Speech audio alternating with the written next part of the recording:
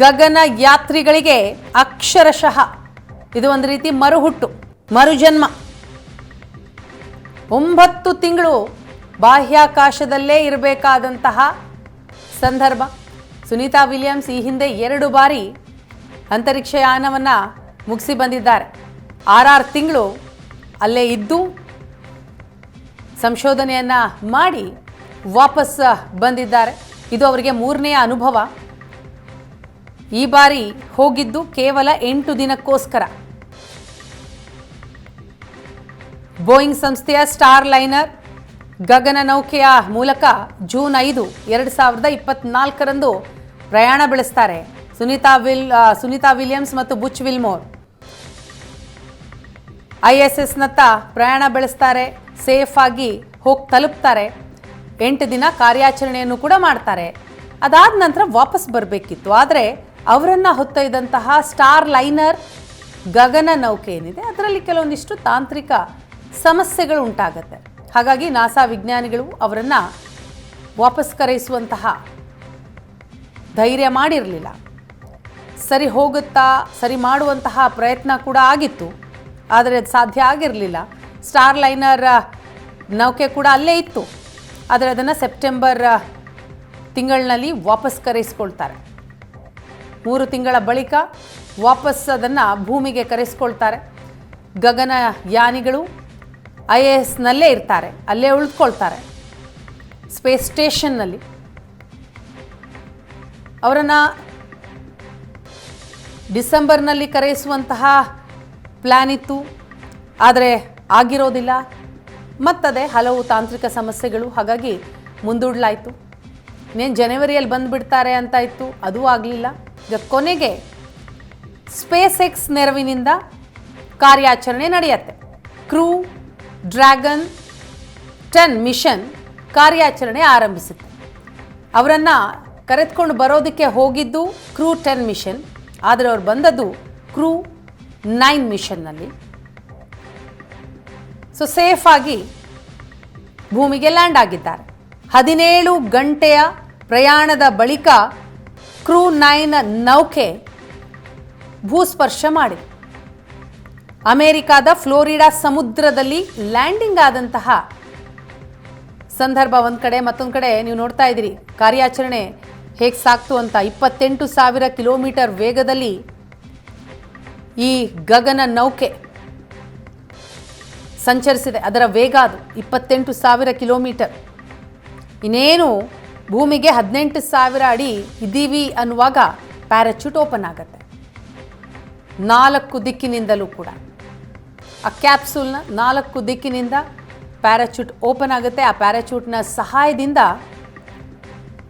ಅಮೆರಿಕಾದ ಫ್ಲೋರಿಡಾ ಸಮುದ್ರದಲ್ಲಿ ಕ್ರೂ 9 ನೌಕೆ ಸೇಫ್ ಆಗಿ ಇಳಿಯುತ್ತೆ.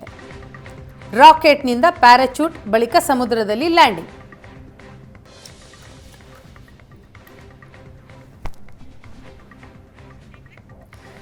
ಈ ಬಗ್ಗೆ ಮಾತಾಡೋಣ. ಖಗೋಳ ತಜ್ಞರಾದಂತಹ ಅತುಲ್ ಭಟ್ ಅವರು ನಮ್ಮ ಜೊತೆ ಸಂಪರ್ಕದಲ್ಲಿದ್ದಾರೆ. ನಮಸ್ಕಾರ ಅತುಲ್ ಭಟ್ ಅವರೇ. ನಮಸ್ತೆ. ಅತುಲ್ ಭಟ್ ಅವರೇ, 8 ದಿನ ಅಂತ, 1 ವಾರದ ಕಾರ್ಯಾಚರಣೆ ಅಂತ ಹೋದಂತಹ ಗಗನಯಾತ್ರಿಗಳು ಈಗ 9 ತಿಂಗಳ ಬಳಿಕ ಸೇಫ್ ಆಗಿ ಲ್ಯಾಂಡ್ ಆಗಿದ್ದಾರೆ. ಸೊ ತಮ್ಮ ಫಸ್ಟ್ ರಿಯಾಕ್ಷನ್ ಏನು ಹೇಳ್ತೀರಿ? ಇದೊಂದು ತುಂಬಾ ಖುಷಿಯಾದ ವಿಷಯ ನಮ್ಗೆ. ಯಾಕಂತಂದ್ರೆ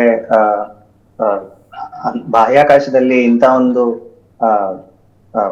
ಕೆಲ್ಸಕ್ಕೆ ಹೋಗಿದ್ದಾಗ ಅದು ಡಿಲೇ ಆಗ್ಬಿಟ್ಟು ಅವರಲ್ಲಿ ಸಿಕ್ಕಾಕೊಂಡಿರೋ ಪರಿಸ್ಥಿತಿ ಬಂದಾಗ ಅವರನ್ನ ಯಾವ ಕಂಪನಿ ಅವರನ್ನ ಅಲ್ಲಿ ಕಳಿಸ್ತೋ ಆ ಕಂಪನಿ ಅಲ್ಲದೆ ನಾಸಾ ಇಂದ ಬೇರೆ ಒಂದು ನೌಕೆಯನ್ನ ಕಳಿಸಿ ಅವರನ್ನ ವಾಪಸ್ ಕಳಿಸ್ಲಿಕ್ಕೆ ಆಯ್ತು, ಇಂತ ಒಂದು ವ್ಯವಸ್ಥೆ ಮಾಡ್ಲಾಯ್ತು ಅಂತ ಹೇಳುವಾಗ ನಮ್ಗೊಂದು ಖುಷಿಯಾದ ವಿಷಯ ಜಗತ್ತಲ್ಲಿ ಎಲ್ರಿಗೂ. ಯಾಕಂತಂದ್ರೆ ನಾಳೆ ಇದು ಬೇರೆ ಯಾವುದೇ ದೇಶದಲ್ಲಾದ್ರೂ ಕೂಡ ಇನ್ನೊಂದು ದೇಶ ಅಥವಾ ಬೇರೆ ಒಂದು ಕಂಪನಿ ಕೂಡ ಒಟ್ಟು ಸೇರಿ ಇಂತ ಒಂದು ಕೆಲಸವನ್ನ ಮಾಡಬಹುದು, ಅವ್ರು ಸೇಫ್ ಆಗಿ ವಾಪಸ್ ಬರ್ಬೋದು, ಇದ್ರಲ್ಲಿ ಯಾವುದೇ ಗಗನಯಾನಿಯ ಜೀವಕ್ಕೆ ಹಾನಿಯಾಗುದಿಲ್ಲ ಅಂತ ಹೇಳೋ ಒಂದು ಮಾತಿನ ಖುಷಿ ಇದೆ. ಅಂದರೆ ಮತ್ತಷ್ಟು ಗಗನಯಾನಿಗಳು ಮುಂದಿನ ದಿನಗಳಲ್ಲಿ ಸಂಶೋಧನೆ ಮಾಡೋದಕ್ಕೆ ಮತ್ತೆ ಮುಂದೆ ಬರ್ತಾರೆ ಅನ್ನೋದಕ್ಕೆ ಈ ಒಂದು ಕಾರ್ಯಾಚರಣೆ ಉದಾಹರಣೆಯಾಗಿ ನಿಲ್ಲುತ್ತೆ. ಹೌದು. ಎಸ್ ಅತುಲ್ ಭಟ್ ಅವರೇ, ಈಗ ಎಂಟು ದಿನ ಆದ ನಂತರ ಬರಬೇಕಾದಂಥವ್ರು 9 ತಿಂಗಳಾದರೂ ಬರಲಿಲ್ಲ. ಅಯ್ಯೋ ಅವ್ರು ಬರ್ತಾರೋ ಇಲ್ವೋ, ಏನಾಗಿದೆಯಪ್ಪ ಅನ್ನುವಂತಹ ಆತಂಕ ಸಹಜವಾಗಿ ಎಲ್ಲರಲ್ಲಿತ್ತು, ಜನಸಾಮಾನ್ಯರಲ್ಲಿ. ಖಗೋಳ ವಿಜ್ಞಾನಿಯಾಗಿ ತಮ್ಗೇನು ಅನ್ನಿಸ್ತಾ ಇತ್ತು? ಸೇಫಾಗಿ ಬಂದೇ ಬರ್ತಾರೆ ಅನ್ನುವಂತಹ ಕಾನ್ಫಿಡೆನ್ಸ್ ಇತ್ತಾ?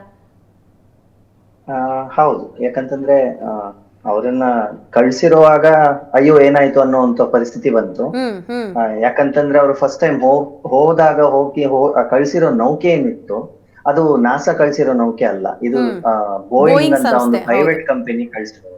ಹಾಗಾಗಿ ಮೊದಲನೇ ಬಾರಿ ಒಂದು ಪ್ರೈವೇಟ್ ಕಂಪನಿ, ಸ್ಪೇಸ್ ಎಕ್ಸ್ ಅಲ್ಲದೆ ಪ್ರೈವೇಟ್ ಕಂಪನಿ ಕಳಿಸ್ತಾ ಉಂಟು ಹೇಳುವಾಗ, ಅದು ಬೇರೆ ಅಲ್ಲಿ ಹೋಗಿ ನಮ್ಮ ಅಂತಾರಾಷ್ಟ್ರೀಯ ಸ್ಪೇಸ್ ಸ್ಟೇಷನ್ ಏನಿದೆ ಅಲ್ಲೋಗಿ ಸೇರುವಾಗ ಅದ್ರಲ್ಲಿ ಒಂದಿಷ್ಟು ಟೆಕ್ನಿಕಲ್ ಡಿಫಿಕಲ್ಟೀಸ್ ಬಂದಾಗ ಅವರು ಅದನ್ನ ಆ ಪರಿಸ್ಥಿತಿಯಲ್ಲಿ ಅದನ್ನ ಸರಿ ಮಾಡಿ ಸೇರ್ಕೊಂಡ್ರು ಅನ್ನುವಾಗ ಒಂದ್ ಸ್ವಲ್ಪ ಖುಷಿಯ ವಿಷಯ ಬಂತು. ಯಾಕಂತಂದ್ರೆ ಏನು ಆಗಿಲ್ಲ ಅನ್ನುವ ಪರಿಸ್ಥಿತಿ. ಆದ್ರೆ ಅವ್ರು ಅಲ್ಲೋಗಿ ಸಿಕ್ಕಾಕೊಂಡ್ರಲ್ಲ ಅನ್ನುವಂತ ಒಂದು ವಿಷಯ ಆಗಿತ್ತು, ನಮ್ಗೆ ಗಾಬರಿ ಆಗಿದ್ವಿ.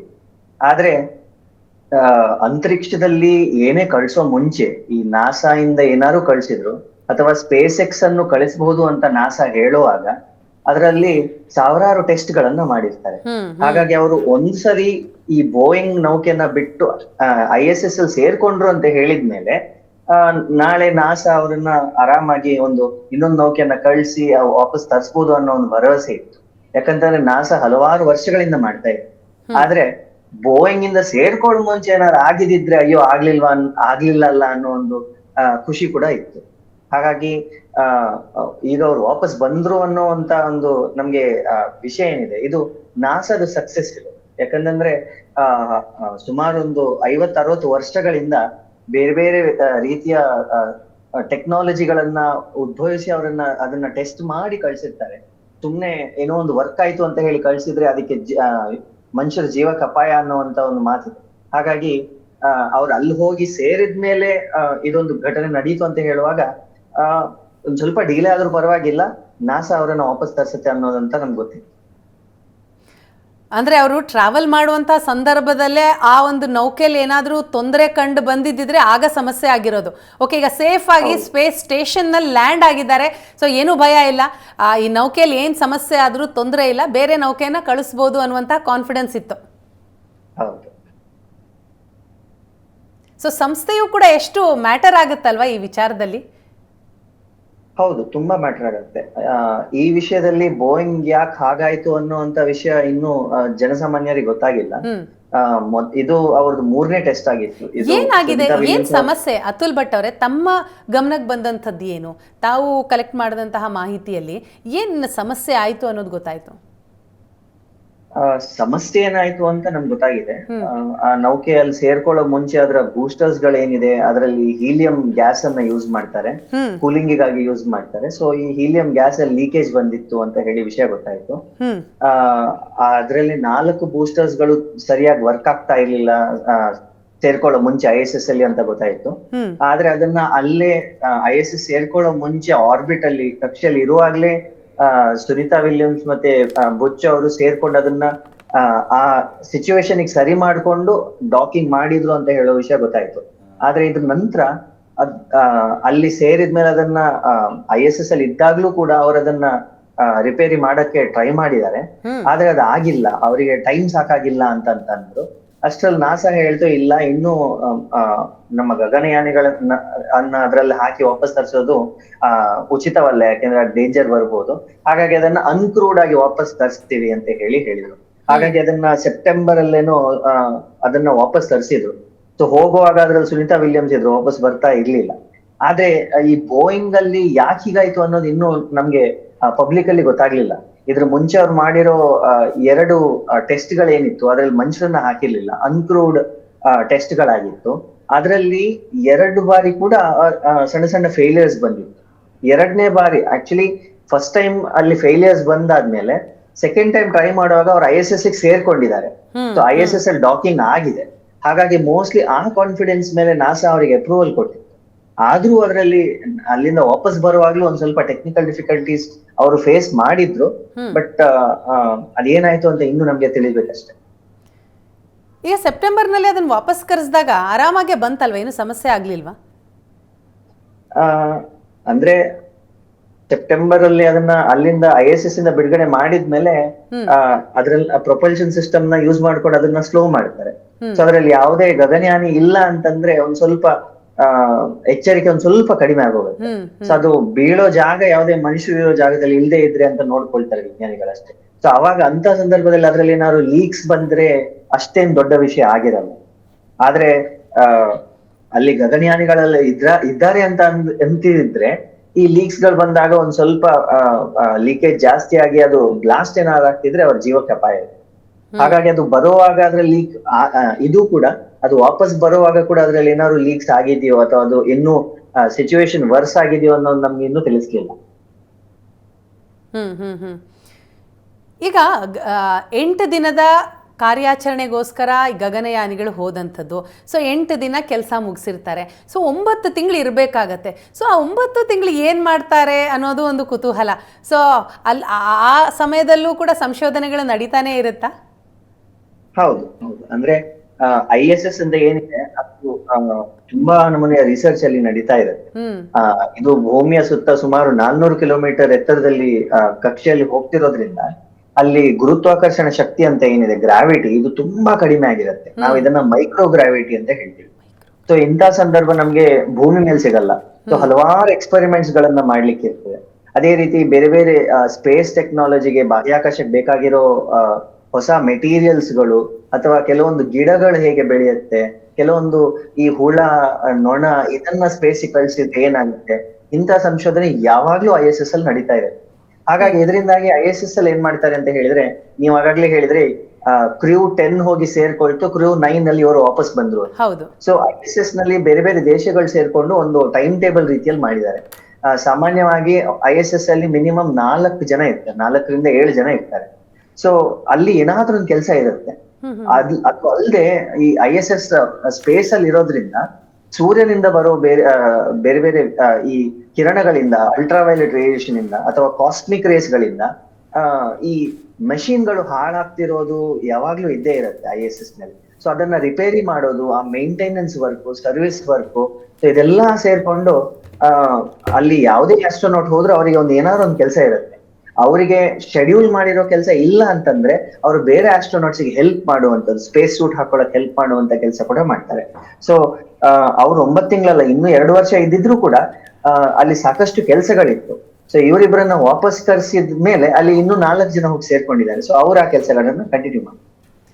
ಅಂದ್ರೆ ಸ್ಪೇಸ್ ಸ್ಟೇಷನ್ ಯಾವಾಗೂ ಕೂಡ ಖಾಲಿ ಇರೋದಿಲ್ಲ, ಒಬ್ರಲ್ಲ ಒಬ್ರು ಇರ್ತಾರೆ. 4 ರಿಂದ 7 ಜನ ಮಿನಿಮಮ್ ಇದ್ದೇ ಇರ್ತಾರೆ. ಪ್ರತಿದಿನ ಪ್ರತಿ ಕ್ಷಣ ಒಂದೊಂದು ಸಂಶೋಧನೆಗಳು ಆಗ್ತಾನೆ ಇರುತ್ತೆ. ಹಾಗಾದ್ರೆ ಹೌದು ಹೌದು. ಈಗ ಆ ಸ್ಪೇಸ್ ಸ್ಟೇಷನ್ ಹೇಗಿರುತ್ತೆ ಅಂತ ಇವ್ರಿಗೆ ಈಗ 8 ತಿಂಗಳಕ್ಕೆ ಅಂತ ತಯಾರಿ ಮಾಡ್ಕೊಂಡು ಹೋಗಿರ್ತಾರೆ, ಸಿದ್ಧತೆಗಳು ಮಾಡ್ಕೊಂಡು ಹೋಗಿರ್ತಾರೆ, ಮೆಂಟಲಿ ಪ್ರಿಪೇರ್ ಆಗಿರ್ತಾರೆ. ಸೊ ಡಿಲೇ ಆಗ್ತಾ ಇದೆ ಅಂದಾಗ ಅವರ ಮೆಂಟಲ್ ಸ್ಟೇಟಸ್ ಹೇಗಿರುತ್ತೆ, ಅದು ಬಹಳ ಮುಖ್ಯ ಅಲ್ವಾ? ಹೌದು ಹೌದು. ಅಂದ್ರೆ ಇವರು ಇವಾಗ 9 ದಿನಕ್ಕಂತ ಹೊರಟವರು ಜೂನ್ ಅಲ್ಲಿ ಹೋಗಿ ಸೇರ್ಕೊಂಡ ಮೇಲೆ ನಾವು ಸುಮಾರು ಒಂದು ಸೆಪ್ಟೆಂಬರ್ ತಿಂಗಳಲ್ಲಿ ಒಂದ್ಸಲ ಈ ಬೋಯಿಂಗ್ ನೌಕೆಯನ್ನ ವಾಪಸ್ ಕರ್ಸಿದ್ಮೇಲೆ ಇವರು ಸ್ಟೇಟ್ಮೆಂಟ್ ಕೊಟ್ಟಿದ್ರು, ನಮೀಗ ಅದ್ರಲ್ಲಿ ಏನು ತೊಂದ್ರೆ ಇಲ್ಲ, ನಮಗ್ ನಾಸಾ ಮೇಲೆ ಭರವಸೆ ಇದೆ, ಅವ್ರು ನಮ್ಮನ್ನ ವಾಪಸ್ ತರ್ಸ್ಕೊಳ್ತಾ ಬೇಕಿದ್ದಾಗ ಅಂತ, ನಾವು ಕಾಯ್ತೀವಿ ಅಂತ ಹೇಳಿದ್ರು.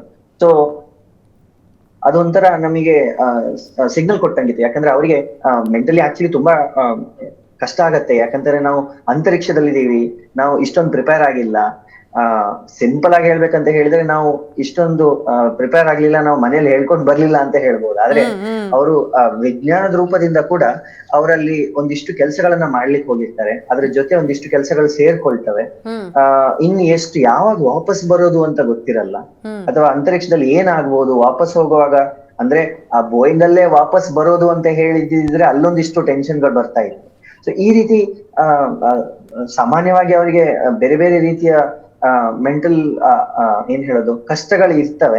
ಆದ್ರೆ ಸುನೀತಾ ವಿಲಿಯಮ್ಸ್ ಅವರು ತುಂಬಾ ಎಕ್ಸ್ಪೀರಿಯನ್ಸ್ಡ್ ಆಗಿರೋದ್ರಿಂದ, ಇದಕ್ಕಿಂತ ಮುಂಚೆ ಅವರು 2 ಸಲ ಸ್ಪೇಸಿಗೆ ಹೋಗಿ 4 ತಿಂಗಳು ಇದ್ದಿದ್ರಿಂದ ಅವರಿಗೆ ಸಾಕಷ್ಟು ಎಕ್ಸ್ಪೀರಿಯನ್ಸ್ ಇರೋದ್ರಿಂದ ಅವರಿಗೆ ಈ ಟೈಮ್ ಅಲ್ಲಿ ಏನು ಕಷ್ಟ ಬಂದಿಲ್ಲ. ಅವ್ರು ನವೆಂಬರ್ ಅಲ್ಲಿ ಪುನಃ ಇನ್ನೊಂದು ಸ್ಟೇಟ್ಮೆಂಟ್ ಕೊಟ್ರು, ನಾವು ಚೆನ್ನಾಗಿದ್ದೀವಿ, ನಾಸಾ ನಮಗೆ ಇನ್ನೊಂದು ಸ್ಪೇಸ್ ಶಿಪ್ ಕಳಿಸುವಾಗ ನಾವು ಅದರಲ್ಲೇ ವಾಪಸ್ ಬರ್ತೀವಿ, ಅದು ಎಷ್ಟು ಡಿಲೇ ಆದ್ರೂ ಪರವಾಗಿಲ್ಲ ಅಂತ. ಸೊ ಈ ರೀತಿ ಅವರ ಮೆಂಟಲ್ ಸ್ಟೇಟ್ ಚೆನ್ನಾಗಿತ್ತು. ಇದು ಅಲ್ಲದೆ ISS ಅಲ್ಲಿ ಪ್ರತಿ ಒಂದು 6 ತಿಂಗಳಿಗೊಮ್ಮೆ ಒಂದು ಸ್ಪೇಸ್ ಶಿಪ್ ನ ಕಳಿಸಿ, ಈಗ ನೀವು ಕ್ರಿಯೂ 9 ಕ್ರಿಯೂ 10 ಅಂತ ಏನ್ ಹೇಳ್ತೀವಿ ನಾವು, ಅಥವಾ ನಾಸಾದಿಂದ ಹೋಗೋದಾದ್ರೆ ಎಕ್ಸ್ಪೆಡಿಷನ್ 70 80 ಅಂತ ಏನ್ ಹೇಳ್ತೀವಿ. ಸೊ ಇದು 6 ತಿಂಗಳಿಗೆ ಒಂದು ಪೇಲೋಡ್ ಅನ್ನ ಕಳಿಸ್ತಾರೆ. ಅದರಲ್ಲಿ ಇವ್ರಿಗೆ ಬೇಕಾಗಿರೋ ಸಪ್ಲೈಸ್ ಗಳು, ಫುಡ್ ಐಟಮ್ಸ್ ಅಥವಾ ಇವ್ರಿಗೆ ಬೇಕಾಗಿರೋ ವಸ್ತುಗಳನ್ನ ಕಳಿಸ್ತಾರೆ. ಸೊ ಆ ರೀತಿಯಲ್ಲಿ ಲಾಜಿಸ್ಟಿಕಲಿ ಇವ್ರಿಗೆ ಏನು ತೊಂದರೆ ಬಂದಿಲ್ಲ, ಬರ್ತಾನೂ ಇರ್ಲಿಲ್ಲ. ಆದ್ರೆ ಆ ಮೆಂಟಲ್ ಸ್ಟೇಟ್ ಅಲ್ಲಿ ಅವರು ಪಾಸ್ ಆಗಿರೋದು ಅದೊಂದು ದೊಡ್ಡ ವಿಷಯ. ಬಟ್ ಅಗೇನ್ ಅವರು ಆ ಎಕ್ಸ್ಪೀರಿಯನ್ಸ್ ಇದ್ದಿದ್ರಿಂದ 4 ತಿಂಗಳು ಅಂತ ಹೇಳಿದ್ರೆ ತುಂಬಾ ಕಡಿಮೆ ಸಮಯ ಅಲ್ಲ ಇದು ಅಂತರಿಕ್ಷದಲ್ಲಿ ಕಳಿಯಕ್ಕೆ. ಸೊ ಇಷ್ಟೊಂದು ಎಕ್ಸ್ಪೀರಿಯನ್ಸ್ ಆಗಿರೋದ್ರಿಂದ ಸುನೀತಾ ವಿಲಿಯಮ್ಸ್ ಇರ್ಲಿ, ಬುಚ್ ವಿಲಿಯಂ ಇರ್ಲಿ, ಅವರು ಇದನ್ನ ಫೇಸ್ ಮಾಡ್ಕೊಂಡು ಇವತ್ತು ಆರಾಮಾಗಿ ವಾಪಸ್ ಬಂದಿದ್ದಾರೆ. ಅಂದ್ರೆ ಇದೇ ಮೊದಲ ಬಾರಿಗೆ ಸುದೀರ್ಘವಾಗಿ ಇಷ್ಟು ತಿಂಗಳುಗಳ ಕಾಲ ಸುನೀತಾ ವಿಲಿಯಮ್ಸ್ ಕೂಡ ಇದ್ದಿದ್ದು. ಸೊ ಅವರು ನವಂಬರ್ನಲ್ಲಿ ಕೊಟ್ಟಂತಹ ಸ್ಟೇಟ್ಮೆಂಟ್, ಇಲ್ಲ ಆರಾಮಾಗಿದ್ದೀವಿ, ನೆಕ್ಸ್ಟ್ ಯಾವ ನೌಕೆ ಕಳಿಸ್ತಾರೋ ನಾಸಾದಿಂದ ಅದರಲ್ಲೇ ವಾಪಸ್ ಬರ್ತೀವಿ ಅನ್ನುವಂಥದ್ದು. ಸೊ ಎಲ್ಲದಕ್ಕೂ ಕೂಡ ಪ್ರಿಪೇರ್ ಆಗೇ ಹೋಗಿರ್ತಾರ. ಅವರ ಪ್ರಿಪ್ರೇಷನ್ ಹೇಗಿರುತ್ತೆ ಹೋಗೋಕಿನ ಮುಂಚೆ? ಯಾವ ರೀತಿ ಟೀಮ್ ಕೆಲಸ ಮಾಡಿರುತ್ತೆ ಅತುಲ್ ಅವರೇ?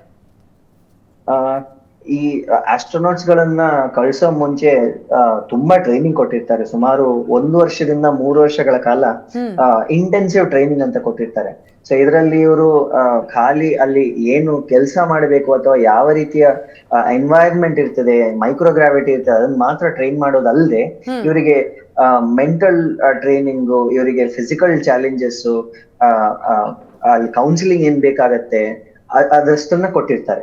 ಅದು ಅಲ್ಲದೆ ಈ ಆಸ್ಟ್ರೋನಾಟ್ ಗಳ ಶೆಡ್ಯೂಲ್ ಅಲ್ಲಿ ಕೂಡ ಅವರಿಗೆ ದಿನಕ್ಕೆ ಸುಮಾರು 18 ಗಂಟೆಗಳ ಕಾಲ ಕೆಲಸ ಇದ್ರೂ ಕೂಡ ಅದರ ಮಿಡ್ಲ್ ಅಲ್ಲಿ ಒಂದಿಷ್ಟು ಕಾಲ ಅವರು ಲೀಜರ್ ಆಕ್ಟಿವಿಟೀಸ್ ಅನ್ನ ಮಾಡ್ಲೇಬೇಕು ಅಂತ ಹೇಳಿರ್ತಾರೆ. ಸೊ ಅವರಿಗೆ ಅದು ಒಂದು ಪುಸ್ತಕ ಓದೋದಿರ್ಬೋದು, ಅಥವಾ ಇಮೇಲ್ ಕಳ್ಸೋದಿರ್ಬೋದು, ಮನೆಗೆ ಒಂದು ವಿಡಿಯೋ ಕಾಲ್ ಮಾಡಿರೋದಿರ್ಬೋದು.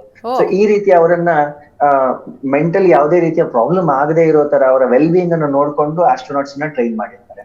ಈ 3 ವರ್ಷಗಳ ಕಾಲ ಟ್ರೈನಿಂಗ್ ಅಲ್ಲೂ ಕೂಡ ಅವರನ್ನ ಎಲ್ಲಾ ರೀತಿಯ ಸಿಚುವೇಶನ್ ಗಳಲ್ಲಿ ಅವರಿಗೆ ಒಂಥರ ಸಿಮ್ಯುಲೇಷನ್ ಅಲ್ಲಿ ಮೆಂಟಲಿ ಪ್ರಿಪೇರ್ ಮಾಡಿರ್ತಾರೆ. ಸೊ ಅಲ್ಲಿ ಹೋದ್ಮೇಲೆ ನೀವು ಸಿಕ್ಕಾಕೊಂಡ್ರಿ, ಅಥವಾ ISS ಅಲ್ಲಿ ನೀವು ಒಬ್ಬರೇ ಇದ್ದೀರಿ, ನಿಮಗೆ ವಾಪಸ್ ಬರ್ಲಿಕ್ಕೆ ಏನೂ ಇಲ್ಲ, ನೀವು ಹೇಗ್ ಬದುಕ್ತೀರಾ? ನಿಮ್ಗೆ 3 ತಿಂಗಳಲ್ಲಿ ಬದುಕುವಷ್ಟು ಸಪ್ಲೈಸ್ ಇದೆ, ಬಟ್ ನೀವು 6 ತಿಂಗಳು ಬದುಕಬೇಕು. ಸೊ ಇದರಲ್ಲಿ ಹೇಗ್ ಮಿನಿಮೈಸ್ ಮಾಡ್ತೀರಾ ಫುಡ್ ಅನ್ನ, ಅಥವಾ ನಿಮ್ಮ ಕಮೋಡಿಟೀಸ್ ಅನ್ನ ಹೇಗ್ ಮಿನಿಮೈಸ್ ಮಾಡ್ತೀರಾ? ಸೊ ಈ ರೀತಿಯ ಟ್ರೈನಿಂಗ್ ಗಳನ್ನ ಅವ್ರಿಗೆ ಕೊಟ್ಟೇ ಕಳಿಸ್ತಿರ್ತಾರೆ. ಅಂದರೆ ಕುಟುಂಬದಿಂದ ಅವರು ದೂರ ಇದ್ದರೂ ಕೂಡ ನಿರಂತರ ಸಂಪರ್ಕದಲ್ಲಿರ್ತಾರೆ. ಹಾಗಾದರೆ ಅವ್ರನ್ನ ಇಮೇಲ್ ಮಾಡೋದು ಮುಖಾಂತರ ಇರ್ಬೋದು, ವಿಡಿಯೋ ಕಾಲ್ ಮುಖಾಂತರ ಮಾತನಾಡೋದಿರ್ಬೋದು. ಸೊ ನಿರಂತರ ಸಂಪರ್ಕ ಇರುತ್ತೆ. ಸೊ ಕುಟುಂಬದಿಂದ ಬೇರೆ ಇದ್ದೀವಿ ಅನ್ನುವಂತಹ ಭಾವನೆ ಇರಲ್ಲ ಹಾಗಾದರೆ? ಇಲ್ಲ, ಅವರಿಗೆ ಈಗ ಇತ್ತೀಚೆಗೆ ಒಂದು ಸುಮಾರು 10-15 ವರ್ಷಗಳ ಕಾಲದಿಂದ ನಮ್ಗೆ ಸ್ಯಾಟಲೈಟ್ ಗಳು ಹೆಚ್ಚಾಗಿದ್ರಿಂದ ಡೈರೆಕ್ಟ್ ಸಂಪರ್ಕ, ವಿಡಿಯೋ ಕಾಲ್ ಸಂಪರ್ಕನೂ ಅಲ್ಲಿ ಅವರಿಗೆ ಅಲೌ ಮಾಡ್ತಾರೆ. ಸ್ಕೈಪ್ ಮಾಡ್ಕೊಂಡು ಈಗ ನಾವ್ ಹೇಗ್ ಮಾತಾಡ್ತಾ ಇದೀವಿ ವಿಡಿಯೋ ಕಾಲ್ ಮೂಲಕ, ಆ ರೀತಿ ಅವ್ರು ಮಾತಾಡ್ಬೋದು. ಸೊ ಈ ವ್ಯವಸ್ಥೆ ಅವ್ರಿಗೆ ಮಾಡಿದ್ದಾರೆ. ಮುಂಚೆ ಇರ್ಲಿಲ್ಲ, ಬಟ್ ಈಗ ಇದೆ. ಸೊ ಈಗ ಆ ಒಂದು ಟೀಮ್ ಬಗ್ಗೆ ನಾವು ಮಾತನಾಡ್ತಾ ಇದ್ವಿ ಅತುಲ್ ಭಟ್ ಅವರೇ. ಸೊ ಈಗ ಸುನೀತಾ ವಿಲಿಯಮ್ಸು, ಬುಚ್ ವಿಲ್ಮೋರ್ ಹೋಗಬೇಕು, ಅವ್ರನ್ನ ಕಳಿಸ್ಬೇಕು ಅಂದ ತಕ್ಷಣ ಸೊ ಎಷ್ಟು ಜನರ ಒಂದು ಟೀಮ್ ಇರುತ್ತೆ? ಸೊ ಅವ್ರು ಯಾವ್ಯಾವ ರೀತಿ ಇವ್ರಿಗೆ ಸಪೋರ್ಟ್ ಮಾಡ್ತಾರೆ? ಈಗ 8 ದಿನ ಅಂತ ಹೋದವರು ವಾಪಸ್ ಯಾವಾಗ ಬರ್ತೀವಿ ಅನ್ನೋದೇ ಗೊತ್ತಿಲ್ಲ. 1 ತಿಂಗಳಾಗ್ಬೋದು, 6 ತಿಂಗಳಾಗ್ಬೋದು, 9 ಆಯಿತು, 1 ವರ್ಷನೂ ಆಗ್ಬೋದು. ಸೊ ಅವ್ರಿಗೆ ಮೆಂಟಲಿ ಕೂಡ ಪ್ರಿಪೇರ್ ಮಾಡಬೇಕು. ಸೊ ಆ ಕೆಲಸ ಕೂಡ ಆಗ್ತಾ ಇರುತ್ತಾ? ಹೌದು. ಅಂದ್ರೆ ಈ ಮಿಷನ್ ಗಳನ್ನ ಕಳಿಸಿದಾಗ ಈ ಆಸ್ಟ್ರೋನಾಟ್ಸ್ ಗಳಲ್ಲಿ ಹೋದ್ರೆ ಅವರ ಒಂದಿಷ್ಟು ಅವರ ಕೆಲಸಗಳನ್ನ, ಅವರ ವೆಲ್ ಬೀಯಿಂಗ್ ಅನ್ನ, ಡೈಲಿ ಅವ್ರ ಜೊತೆ ಕಾಂಟ್ಯಾಕ್ಟ್ ಬೆಳೆಸ್ಕೊಂಡು ಅವರ ವಿಚಾರ ಮಾಡ್ಕೊಂಡು ಅದನ್ನೆಲ್ಲ ಮಾತಾಡೋಕೆ ಗ್ರೌಂಡ್ ಸ್ಟೇಷನ್ಸ್ ಇರುತ್ತೆ. ಈ ಗ್ರೌಂಡ್ ಅಲ್ಲಿ ನಾಸಾದಲ್ಲಿ ಬೇರೆ ಬೇರೆ ಡಿಪಾರ್ಟ್ಮೆಂಟ್ಸ್ ಗಳಲ್ಲಿ ಹಲವಾರು ಜನಗಳಿರ್ತಾರೆ. ಸೊ ಈಗಾಗ್ಲೇ ನೀವು ಈ ವಿಡಿಯೋಗಳಲ್ಲಿ ನೋಡ್ತಾ ಇದ್ದೀವಿ, ಅವ್ರು ವಾಪಸ್ ಬಂದ ಕೂಡಲೇ ಅವ್ರನ್ನ ಸ್ಟ್ರೆಚರ್ ಅಲ್ಲಿ ಹಾಕಿದ್ಮೇಲೆ ಅವರಿಗೆ ಒಬ್ಬೊಬ್ಬರನ್ನ ನೋಡ್ಕೊಳ್ಳಿಕ್ ಒಂದಿಷ್ಟು ಡಾಕ್ಟರ್ಸ್ ಗಳನ್ನ ಅಸೈನ್ ಮಾಡಿರ್ತಾರೆ. ಸೊ ಈ ಫುಲ್ ಮಿಷನ್ ಏನಿದೆ, ಅವ್ರು ಇಲ್ಲಿಂದ ಹೊರಟು ಅವ್ರು ವಾಪಸ್ ಬರೋ ಟೈಮ್ ಅಲ್ಲಿ ಅವರಿಗೆ ಏನೇನು ಬೇಕು, ಎಷ್ಟೆಷ್ಟು ಜನ ಬೇಕಾಗಿರುತ್ತೆ, ಆ ನಾಸಾ ಅದಕ್ಕೆ ಎಲ್ಲಾ ವ್ಯವಸ್ಥೆ ಮಾಡಿರ್ತಾರೆ. ಅದರಲ್ಲಿ ಸ್ಪೇಸ್ ಎಕ್ಸ್, ಬೋಯಿಂಗ್ ಅಂತ ಬರಲ್ಲ, ಮನುಷ್ಯರು ಹೋಗ್ತಾ ಇದಾರೆ, ಮನುಷ್ಯರಿಗೆ ಇಷ್ಟು ಮಾಡ್ಬೇಕು ಅನ್ನೋಂತ ಒಂದು ಸಿಚುವೇಶನ್ ನ ರೆಡಿ ಮಾಡಿರ್ತಾರೆ.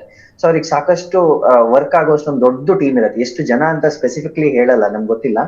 ಆದ್ರೆ ತುಂಬಾ ಜನ ಇದ್ರಲ್ಲಿ ಇನ್ವಾಲ್ವ್ ಆಗಿರ್ತಾರೆ. ಈಗ ಅವರ ಸ್ಟೇ ಎಕ್ಸ್ಟೆಂಡ್ ಆಯ್ತು ಅಂತ ಹೇಳುವಾಗ ಅವರಿಗೆ ನೆಕ್ಸ್ಟ್ ಇಷ್ಟು ದಿನ ಅವರ ಶೆಡ್ಯೂಲ್ ಏನ್ ಮಾಡ್ಬೇಕು, ಪ್ಲಾನಿಂಗ್ ಏನ್ ಮಾಡ್ಬೇಕು, ಅಷ್ಟರಲ್ಲಿ ಒಂದು ಮೆಡಿಕಲ್ ಟೀಮ್ ಅವ್ರ ವೆಲ್ಬಿಂಗ್ ಚೆನ್ನಾಗಿದೆಯಾ ಅಂತ ವಿಚಾರಿಸ್ಬೇಕು. ಇದನ್ನೆಲ್ಲ ಟ್ರ್ಯಾಕ್ ಮಾಡೋದಿಕ್ಕೆ ಭೂಮಿ ಮೇಲೂ ಜನ ಇರ್ತಾರೆ. ಅದೇ ರೀತಿ ಅಂತರಿಕ್ಷದಲ್ಲಿ ಕೂಡ ಸ್ಪೇಸ್ ಸ್ಟೇಷನ್ ಅಲ್ಲಿ ಅವರು 6-7 ಜನ ಜೊತೆಲಿ ಇರೋದ್ರಿಂದ ಅಲ್ಲಿ ಅವರ ಆ ಕೆಲಸಗಳನ್ನ ಹಂಚ್ಕೊಳ್ತಾರೆ. ಯಾವುದೇ ರೀತಿಯ ಒಬ್ರಿಗೆ ಬರ್ಡನ್ ಆಗ್ಬಾರ್ದು, ಅಥವಾ ಅವ್ರ ಮೆಂಟಲ್ ಸ್ಟೇಟ್ ಒಂದ್ ಸ್ವಲ್ಪ ವೀಕ್ ಆಗಿದೆ, ಅವ್ರು ಸ್ಟಕ್ ಆಗಿದ್ದಾರೆ ಅನ್ನೋ ಅವರಿಗೊಂದು ಫೀಲಿಂಗ್ ಬರ್ತಾ ಇದೆ ಅಂತ ಹೇಳಿದ್ರೆ ಅವ್ರ ಕೆಲಸಗಳನ್ನ ಕಡಿಮೆ ಮಾಡಿಕೊಂಡು ಹಂಚ್ಕೊಂಡು ಮಾಡುವಂತ ಕೆಲಸ ಕೂಡ ಸ್ಪೇಸ್ ಸ್ಟೇಷನ್ ಮೇಲೆ ಮಾಡ್ತಾರೆ. ಸೊ ಇದೊಂದು ದೊಡ್ಡ ಟೀಮ್ ವರ್ಕ್ ಇದು. ಅಲ್ಲಿ 7 ಜನ ಮೇಲಿದ್ದಾರೆ, ಭೂಮಿ ಮೇಲೆ ಸಾವಿರಾರು ಜನ ಇದ್ದಾರೆ. ಇದೆಲ್ಲಾ ಸೇರ್ಕೊಂಡು ಯಾರು ತಪ್ಪದೆ ಮಾಡಿರುವಂತ ಕೆಲಸ ಆಗಿರೋದ್ರಿಂದ ಇಷ್ಟು ಸಕ್ಸಸ್ಫುಲ್ ಆಗಿ ನಡೀತಾ ಇದೆ. ಸ್ಪೇಸ್ ಸ್ಟೇಷನ್ ಹೆಂಗಿರುತ್ತೆ ಅತುಲ್ ಭಟ್ ಅವರೇ, ಇದ್ರ ಬಗ್ಗೆ ನಮ್ಗೊಂಚೂರು ಎಕ್ಸ್ಪ್ಲೇನ್ ಮಾಡ್ಬೋದಾ? ಯಾಕಂತಂದರೆ ಅದು ಒಂದು ಬೇರೆಯದ್ದೇ ಪ್ರಪಂಚ, ಬಾಹ್ಯಾಕಾಶ. ಹಾಗಾಗಿ ಸೊ ಅಲ್ಲಿ ಏನಾಗುತ್ತೆ ಅನ್ನೋದು ಎಲ್ರಿಗೂ ಗೊತ್ತಿರೋದಿಲ್ಲ, ಸೈಂಟಿಸ್ಟ್ಗಳನ್ನು ಬಿಟ್ಟು. ಸೊ ಆ ಒಂದು ಸ್ಟೇಷನ್ ಹೇಗಿರುತ್ತೆ, ಅಲ್ಲಿ ಏನೆಲ್ಲ ಫೆಸಿಲಿಟಿಗಳಿರುತ್ತೆ, ಅದ್ರ ಬಗ್ಗೆ ಒಂಚೂರು ಎಕ್ಸ್ಪ್ಲೇನ್ ಮಾಡ್ತಾ ಹೋಗ್ಬೋದಾ? ಇವತ್ತು ನಾವು ನಮ್ ಫೋನ್ ನಲ್ಲಿ ಗೂಗಲ್ ಮಾಡಿ ISS ಅಂತ ಕೊಟ್ರೆ ಅದರ ಫೋಟೋ ತುಂಬಾ ಚೆನ್ನಾಗಿ ಬಂದ್ಬಿಡತ್ತೆ. ಆದ್ರೆ ಅದನ್ನ ನೋಡಿದಾಗ ವೈಟ್ ಟ್ಯೂಬ್ಸ್ ಗಳು ಸೇರ್ಕೊಂಡಿದ್ದಾಗಿರುತ್ತೆ. ಸೊ ಒಂದು ಉದ್ದ 2-3 ವೈಟ್ ಟ್ಯೂಬ್ಸ್ ಗಳು ಸೇರ್ಕೊಂಡು ಅದಕ್ಕೆ ಒಂದಿಷ್ಟು ಸೋಲಾರ್ ಪ್ಯಾನಲ್ ಗಳು ಹಾಕಿರಾಗ ಕಾಣುತ್ತೆ. ಸೊ ಈ ಸ್ಪೇಸ್ ಸ್ಟೇಷನ್ ಅಂತ ಏನಿದೆ, ಇದೊಂದು ಸಿಂಪಲ್ ಆಗಿ ಹೇಳ್ಬೇಕಂತ ಹೇಳಿದ್ರೆ ಒಂದು ಲ್ಯಾಬೋರೇಟರಿ ಭೂಮಿ ಸುತ್ತ ತಿರುಗ್ತಾ ಇದೆ ಅಷ್ಟೇ. ಸೊ ಈ ಲ್ಯಾಬೋರೇಟರಿ ಒಳಗಡೆ ನಾವು 7 ಜನರನ್ನ ಕಳಿಸ್ತೀವಿ ಅಥವಾ 3 ಜನರನ್ನ ಕಳಿಸ್ತೀವಿ ಅಂದಾಗ ಅವ್ರಿಗೆ ಅಲ್ಲಿ ಉಳ್ಕೊಳ್ಳಿಕ್ಕೆ ಏನೇನ್ ವ್ಯವಸ್ಥೆ ಬೇಕು, ಆ ಟೈಮ್ ಅವ್ರು ಕಳೆಯುವಾಗ ಅಲ್ಲಿ ಏನೇನ್ ಎಕ್ಸ್ಪೆರಿಮೆಂಟ್ ಮಾಡ್ಬೇಕು, ಮತ್ತೆ ನಾವು ಒಂದು ಎಕ್ಸ್ಪೆರಿಮೆಂಟ್ ಮಾಡ್ಲಿಕ್ಕೆ ಕಳಿಸ್ತೀವಿ ಅಂತ ಹೇಳಿದ್ಮೇಲೆ ಅಲ್ಲಿ ಹೋದ್ಮೇಲೆ ಅವ್ರಿಗೆ ಏನಾದ್ರು ಬೇಕು ಅಂತ ಹೇಳಿದ್ರೆ ಅದನ್ನ ನೆಕ್ಸ್ಟ್ 6 months ವರೆಗೆ ಕಳಿಸ್ಲಿಕ್ಕೆ ಆಗಲ್ಲ. ಸೊ ನಾವ್ ಆಗ ಹೇಳಿದ ಹಾಗೆ ಎಲ್ಲಾ ರೀತಿಯ ಪ್ರಿಪರೇಷನ್ಸ್ ಮಾಡ್ಕೊಂಡು, ಎಲ್ಲಾ ಟೂಲ್ಸ್ ಗಳು ಇಟ್ಕೊಂಡು, ಯಾವ್ಯಾವ ಎಕ್ಸ್ಪೆರಿಮೆಂಟ್ ಇದೆ ಅದಕ್ಕೆ ಏನೇನ್ ಬೇಕು ಅದಕ್ಕೆಲ್ಲ ಒಂದೊಂದು ವರ್ಕ್ಶಾಪ್ ರೀತಿಯ ಒಂದು ಜಾಗ ಮಾಡಿರ್ತಾರೆ. ಆದ್ರೆ ಅಂತರಿಕ್ಷದಲ್ಲಿ ಇದೆಲ್ಲ ಒಂದು ಚಿಕ್ಕ ಜಾಗದಲ್ಲಿ ಸೇರ್ಕೊಂಡಿದೆ. ಇದೊಂದು ದೊಡ್ಡ, ನಾನು ಹೇಳಿದಾಗ ಒಂದು ಟ್ಯೂಬ್ ಒಳಗಡೆ ಸೇರ್ಕೊಂಡಿದ್ರಿಂದ ತುಂಬಾ ಕಂಜೆಷನ್ ತರ ಆಗತ್ತೆ. ನೀವು ಸ್ಪೇಸಿನ ಇಮೇಜಸ್ ಅನ್ನ ನೋಡ್ಬೋದು ಅಥವಾ ವಿಡಿಯೋಗಳನ್ನ ನೋಡಿದಾಗ ಅವ್ರು ತೇಲಾಡ್ತಾ ಇರ್ತಾರೆ, ಅವ್ರು ನಡ್ಕೊಂಡು ಹೋಗಲ್ಲ. ಸೊ ಈ ಸ್ಪೇಸ್ ಸ್ಟೇಷನ್ ಭೂಮಿಯ ಸುತ್ತ ಯಾವಾಗ್ಲೂ ತಿರುಗೋದು ಹೇಗಿರುತ್ತೆ ಅಂತ ಹೇಳಿದ್ರೆ, ಫಿಸಿಕ್ಸ್ ರೂಪದಲ್ಲಿ ನೋಡ್ಬೇಕಾದ್ರೆ ಅದು ಆಕ್ಚುಲಿ ಭೂಮಿ ಸುತ್ತ ಹೋಗ್ತಾ ಇಲ್ಲ, ಅದು ಭೂಮಿಗೆ ಬೀಳ್ತಾ ಇದೆ. ಆದ್ರೆ ಅದು ಎಷ್ಟು ಫಾಸ್ಟ್ ಆಗಿ ಹೋಗ್ತಾ ಇದೆ ಅಂತ ಹೇಳಿದ್ರೆ ಯಾವಾಗ್ಲೂ ಬೀಳ್ತಾ ಇದೆ. ಸೊ ಬೀಳ್ತಿರೋದ್ರಿಂದ ಅಲ್ಲಿ ಗ್ರಾವಿಟಿ ತುಂಬಾ ಕಡಿಮೆ, ಇವರಿಗೆ ನಡಿಲಿಕ್ಕೆ ಆಗಲ್ಲ, ಇವ್ರು ತೇಲಾಡ್ಕೊಂಡು ಒಂದ್ ಕಡೆಯಿಂದ ಇನ್ನೊಂದ್ ಕಡೆ ಹೋಗ್ಬೇಕಾಗತ್ತೆ.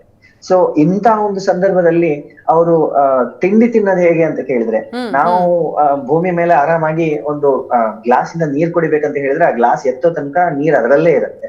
ಆಮೇಲೆ ನಾವು ಬಾಯಲ್ಲಿ ಹಾಕೊಂಡ ನೀರನ್ನು ಕುಡಿದಾಗ ಅದ್ ನಮ್ಮ ಮೈಯೊಳಗ್ ಬಂದ್ಬಿಡುತ್ತೆ. ಆದ್ರೆ ಸ್ಪೇಸ್ ಅಲ್ಲಿ ಹಾಗಲ್ಲ. ನೀವು ಒಂದು ಗ್ಲಾಸ್ ಅಲ್ಲಿ ನೀರ್ ಹಾಕಿದ್ರೆ ಆ ನೀರು ಕೆಳಗಿರ್ಬೇಕಂತ ಏನೇ ಅವಶ್ಯಕತೆ ಇಲ್ಲ, ಯಾಕಂದ್ರೆ ಗುರುತ್ವಾಕರ್ಷಣೆ ಶಕ್ತಿ ಇಲ್ಲ. ಸೊ ಈ ನೀರ್ ತೇಲಾಡ್ಕೊಂಡು ಹೋಗ್ತಾ ಇರುತ್ತೆ. ಸೊ ನೀವು ಕೆಲವೊಂದು ವಿಡಿಯೋಗಳನ್ನು ನೋಡ್ಬೋದು, ಅಂತರಿಕ್ಷದಲ್ಲಿ ನೀರನ್ನ ಅವ್ರು ಬಿಟ್ಟ ಕೂಡಲೇ ಒಂದೊಂದು ಬಬಲ್ ಆಗಿ ಹೋಗ್ತಿದ್ದಾಗ ಅದನ್ನ ತಿಂದ ಹಾಗೆ ಮಾಡ್ತಾರೆ, ಅವ್ರು ಅದನ್ನ ಕಚ್ಕೊಂಡು ಆಮೇಲೆ ನುಂಗ್ಬಿಡ್ತಾರೆ. ಸೊ ಈ ಫುಡ್ ಗಳೇನಿದೆ, ಅವ್ರಿಗೆ ಏನ್ ತಿಂಡಿ ಕಳಿಸ್ತಾರೋ ಇದು ತುಂಬಾ ಸಮಯಕ್ಕೆ ಬೇಕಾಗಿರೋ ತಿಂಡಿ ಆಗಿರೋದ್ರಿಂದ ಇದನ್ನ ಡೀಪ್ ಫ್ರೀಸ್ ಮಾಡ್ಕೊಂಡು ಇದರ ನೀರಿನ ಅಂಶ ಎಲ್ಲ ತೆಗೆದುಕೊಂಡು ಕನ್ಸೈಸ್ ಮಾಡ್ಕೊಂಡು ವ್ಯಾಕ್ಯೂಮ್ ಸೀಲಿಂಗ್ ಮಾಡ್ಕೊಂಡು ಕಳಿಸ್ತಾರೆ. ಸೊ ಸುಮಾರು ಒಂದು ಊಟ ಅಂತ ಹೇಳಿದ್ರೆ ಒಂದಿಷ್ಟು ಚಿಕ್ಕ ಬಾಕ್ಸ್ ಅಲ್ಲಿ ಅವ್ರಿಗೆ ಒಂದು ಊಟ ಸಿಗತ್ತೆ. ಸೊ ಇಷ್ಟೊಂದು ಚಿಕ್ಕ ಬಾಕ್ಸ್ ಅಲ್ಲಿ ಏನ್ ಹಿಡಿಯತ್ತೋ ಅದಕ್ಕೆ ಅವ್ರು ನೀರ್ ಹಾಕೊಂಡು ವಾರ್ಮ್ ಮಾಡಿದಾಗ ಅದು ನಾರ್ಮಲ್ ನಾವು ಏನ್ ಅನ್ನ ಊಟ ಮಾಡ್ತೀವೋ ಅಥವಾ ಏನ್ ತಿಂತೀವೋ ಆ ರೀತಿ ಆ ರೂಪ ಬಂದ್ಬಿಡತ್ತೆ ಅದಕ್ಕೆ. ಸೊ ಅದನ್ನ ಅವ್ರು ಸೇವನೆ ಮಾಡ್ತಾರೆ.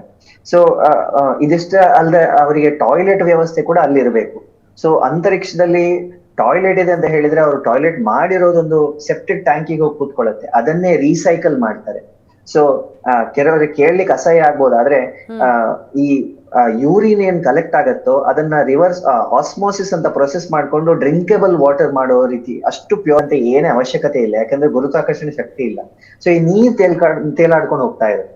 ಸೊ ನೀವು ಕೆಲವೊಂದು ವಿಡಿಯೋಗಳನ್ನು ನೋಡ್ಬೋದು, ಅಂತರಿಕ್ಷದಲ್ಲಿ ನೀರನ್ನ ಅವ್ರು ಬಿಟ್ಟ ಕೂಡಲೇ ಒಂದೊಂದು ಬಬಲ್ ಆಗಿ ಹೋಗ್ತಿದ್ದಾಗ ಅದನ್ನ ತಿಂದ ಹಾಗೆ ಮಾಡ್ತಾರೆ, ಅವ್ರು ಅದನ್ನ ಕಚ್ಕೊಂಡು ಆಮೇಲೆ ನುಂಗ್ಬಿಡ್ತಾರೆ. ಸೊ ಈ ಫುಡ್ ಗಳೇನಿದೆ, ಅವ್ರಿಗೆ ಏನ್ ತಿಂಡಿ ಕಳಿಸ್ತಾರೋ ಇದು ತುಂಬಾ ಸಮಯಕ್ಕೆ ಬೇಕಾಗಿರೋ ತಿಂಡಿ ಆಗಿರೋದ್ರಿಂದ ಇದನ್ನ ಡೀಪ್ ಫ್ರೀಸ್ ಮಾಡ್ಕೊಂಡು ಇದರ ನೀರಿನ ಅಂಶ ಎಲ್ಲ ತೆಗೆದುಕೊಂಡು ಕನ್ಸೈಸ್ ಮಾಡ್ಕೊಂಡು ವ್ಯಾಕ್ಯೂಮ್ ಸೀಲಿಂಗ್ ಮಾಡ್ಕೊಂಡು ಕಳಿಸ್ತಾರೆ. ಸೊ ಸುಮಾರು ಒಂದು ಊಟ ಅಂತ ಹೇಳಿದ್ರೆ ಒಂದಿಷ್ಟು ಚಿಕ್ಕ ಬಾಕ್ಸ್ ಅಲ್ಲಿ ಅವ್ರಿಗೆ ಒಂದು ಊಟ ಸಿಗತ್ತೆ. ಸೊ ಇಷ್ಟೊಂದು ಚಿಕ್ಕ ಬಾಕ್ಸ್ ಅಲ್ಲಿ ಏನ್ ಹಿಡಿಯತ್ತೋ ಅದಕ್ಕೆ ಅವ್ರು ನೀರ್ ಹಾಕೊಂಡು ವಾರ್ಮ್ ಮಾಡಿದಾಗ ಅದು ನಾರ್ಮಲ್ ನಾವು ಏನ್ ಅನ್ನ ಊಟ ಮಾಡ್ತೀವೋ ಅಥವಾ ಏನ್ ತಿಂತೀವೋ ಆ ರೀತಿ ಆ ರೂಪ ಬಂದ್ಬಿಡುತ್ತೆ ಅದಕ್ಕೆ. ಸೊ ಅದನ್ನ ಅವ್ರು ಸೇವನೆ ಮಾಡ್ತಾರೆ. ಸೊ ಇದಿಷ್ಟ ಅಲ್ಲದೆ ಅವರಿಗೆ ಟಾಯ್ಲೆಟ್ ವ್ಯವಸ್ಥೆ ಕೂಡ ಅಲ್ಲಿ ಇರಬೇಕು. ಸೊ ಅಂತರಿಕ್ಷದಲ್ಲಿ ಟಾಯ್ಲೆಟ್ ಇದೆ ಅಂತ ಹೇಳಿದ್ರೆ ಅವರು ಟಾಯ್ಲೆಟ್ ಮಾಡಿರೋದೊಂದು ಸೆಪ್ಟಿಕ್ ಟ್ಯಾಂಕಿಗೆ ಹೋಗಿ ಕೂತ್ಕೊಳ್ಳುತ್ತೆ, ಅದನ್ನೇ ರೀಸೈಕಲ್ ಮಾಡ್ತಾರೆ. ಸೊ ಕೆಲವರಿಗೆ ಕೇಳಲಿಕ್ಕೆ ಅಸಹ್ಯ ಆಗ್ಬೋದು, ಆದ್ರೆ ಈ ಯೂರಿನ್ ಏನ್ ಕಲೆಕ್ಟ್ ಆಗತ್ತೋ ಅದನ್ನ ರಿವರ್ಸ್ ಆಸ್ಮೋಸಿಸ್ ಅಂತ ಪ್ರೊಸೆಸ್ ಮಾಡ್ಕೊಂಡು ಡ್ರಿಂಕಬಲ್ ವಾಟರ್ ಮಾಡೋ ರೀತಿ ಅಷ್ಟು ಪ್ಯೂರಿಟಿ ತಂದ್ಬಿಡ್ತಾರೆ. ಸೊ ಆಸ್ಟ್ರೋನಾಟ್ಸ್ ಗಳು ಈ ನೀರನ್ನ ಯೂಸ್ ಮಾಡ್ತಾರೆ, ಅದ್ರಲ್ಲಿ ಯಾವುದೇ ರೀತಿಯ ಬ್ಯಾಕ್ಟೀರಿಯಾ ಇರಲ್ಲ.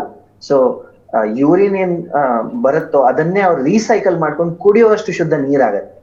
ಅದೇ ರೀತಿ ಬೇರೆ ಬೇರೆ ಸಿಸ್ಟಮ್ಸ್ ಇರುತ್ತೆ, ಅವರಿಗೆ ಟೆಕ್ನಿಕಲ್ ಐಟಮ್ಸ್ ಒಂದಿಷ್ಟು ಇರುತ್ತೆ. ಅವರು ಮಲ್ಕೊಳ್ಳಿಕ್ಕೆ ಒಂದು ಜಾಗ ಇರಬೇಕು, ಆದ್ರೆ ಮಲ್ಕೊಳ್ಳೋ ಜಾಗ ನಮ್ಗಿರೋ ತರ ಒಂದು ದೊಡ್ಡ ಬೆಡ್ ಆಗಿರಲ್ಲ. ನಾವು ಆ ಟ್ರೈನ್ ಅಲ್ಲಿ ಹೋಗುವಾಗ ಹೇಗೆ ಒಂದು ಸಣ್ಣ ಕಂಪಾರ್ಟ್ಮೆಂಟ್ ಅಲ್ಲಿ ಸೈಡ್ ಅಲ್ಲಿ ಮಲ್ಕೋತೀವೋ ಆ ರೀತಿ ಒಂದು ಚಿಕ್ಕ ಪುಟ್ಟ ಜಾಗ ಇರುತ್ತೆ. ಆದ್ರೆ ಈ ಬೆಡ್ ಅಲ್ಲಿ ಅವ್ರು ಮಲ್ಕೊಳ್ಳಿಕ್ಕೆ ನಾವ್ ಹೇಗ್ ಮಲ್ಕೊಳ್ತೀವೋ, ಮಲ್ಕೊಂಡಾಗ ಬೆಡ್ ಮೇಲೆ ಕೆಳಗೆ ಹೋಗ್ತೀವೋ, ಅವ್ರಿಗೆ ಹಾಗಾಗಲ್ಲ, ಅಂತರಿಕ್ಷದಲ್ಲಿ ತೇಲಾಡ್ತಿರ್ತಾರೆ. ಸೊ ಇದಕ್ಕೆ ಒಂದು ಬೆಲ್ಟ್ ಗಳು ಕಟ್ಕೊಂಡು ಮಲ್ಗೋದು ಅಥವಾ ಸ್ಲೀಪಿಂಗ್ ಬ್ಯಾಗ್ ಒಳಗಡೆ ಹೋಗ್ಕೊಂಡು ಮಲ್ಗೋ ಸಂದರ್ಭ ಮಾಡಿರ್ತಾರೆ. ಅದೇ ರೀತಿಯಲ್ಲಿ ಇವರಿಗೆ ಸ್ಪೇಸ್ ಅಲ್ಲಿ ಹೋದಾಗ ಅಲ್ಲಿ ಗ್ರಾವಿಟಿ ಇಲ್ಲದೆ ಇರೋದ್ರಿಂದ ಇವರ ಬೋನ್ ಡೆನ್ಸಿಟಿ, ನಮ್ಮ ಮಸಲ್ಸ್ ಮತ್ತೆ ಬೋನ್ಸ್ ಏನಿದೆ ಅದು ವೀಕ್ ಆಗ್ತಾ ಹೋಗುತ್ತೆ.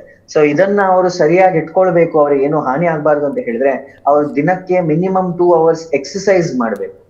ಸೊ ಈ ಎಕ್ಸಸೈಸ್ ಮಾಡ್ಬೇಕಂದ್ರೆ ನಾವು ಜಿಮ್ ಅಲ್ಲಿ ಥ್ರೆಡ್ ಮಿಲ್ ಅಲ್ಲಿ ಓಡ್ತೀವಿ. ಸೊ ಇದೇ ರೀತಿ ಥ್ರೆಡ್ ಮಿಲ್ ಅನ್ನ ಸ್ಪೇಸ್ ಸ್ಟೇಷನ್ ಅಲ್ಲಿ ಹಾಕಿದ್ದಾರೆ.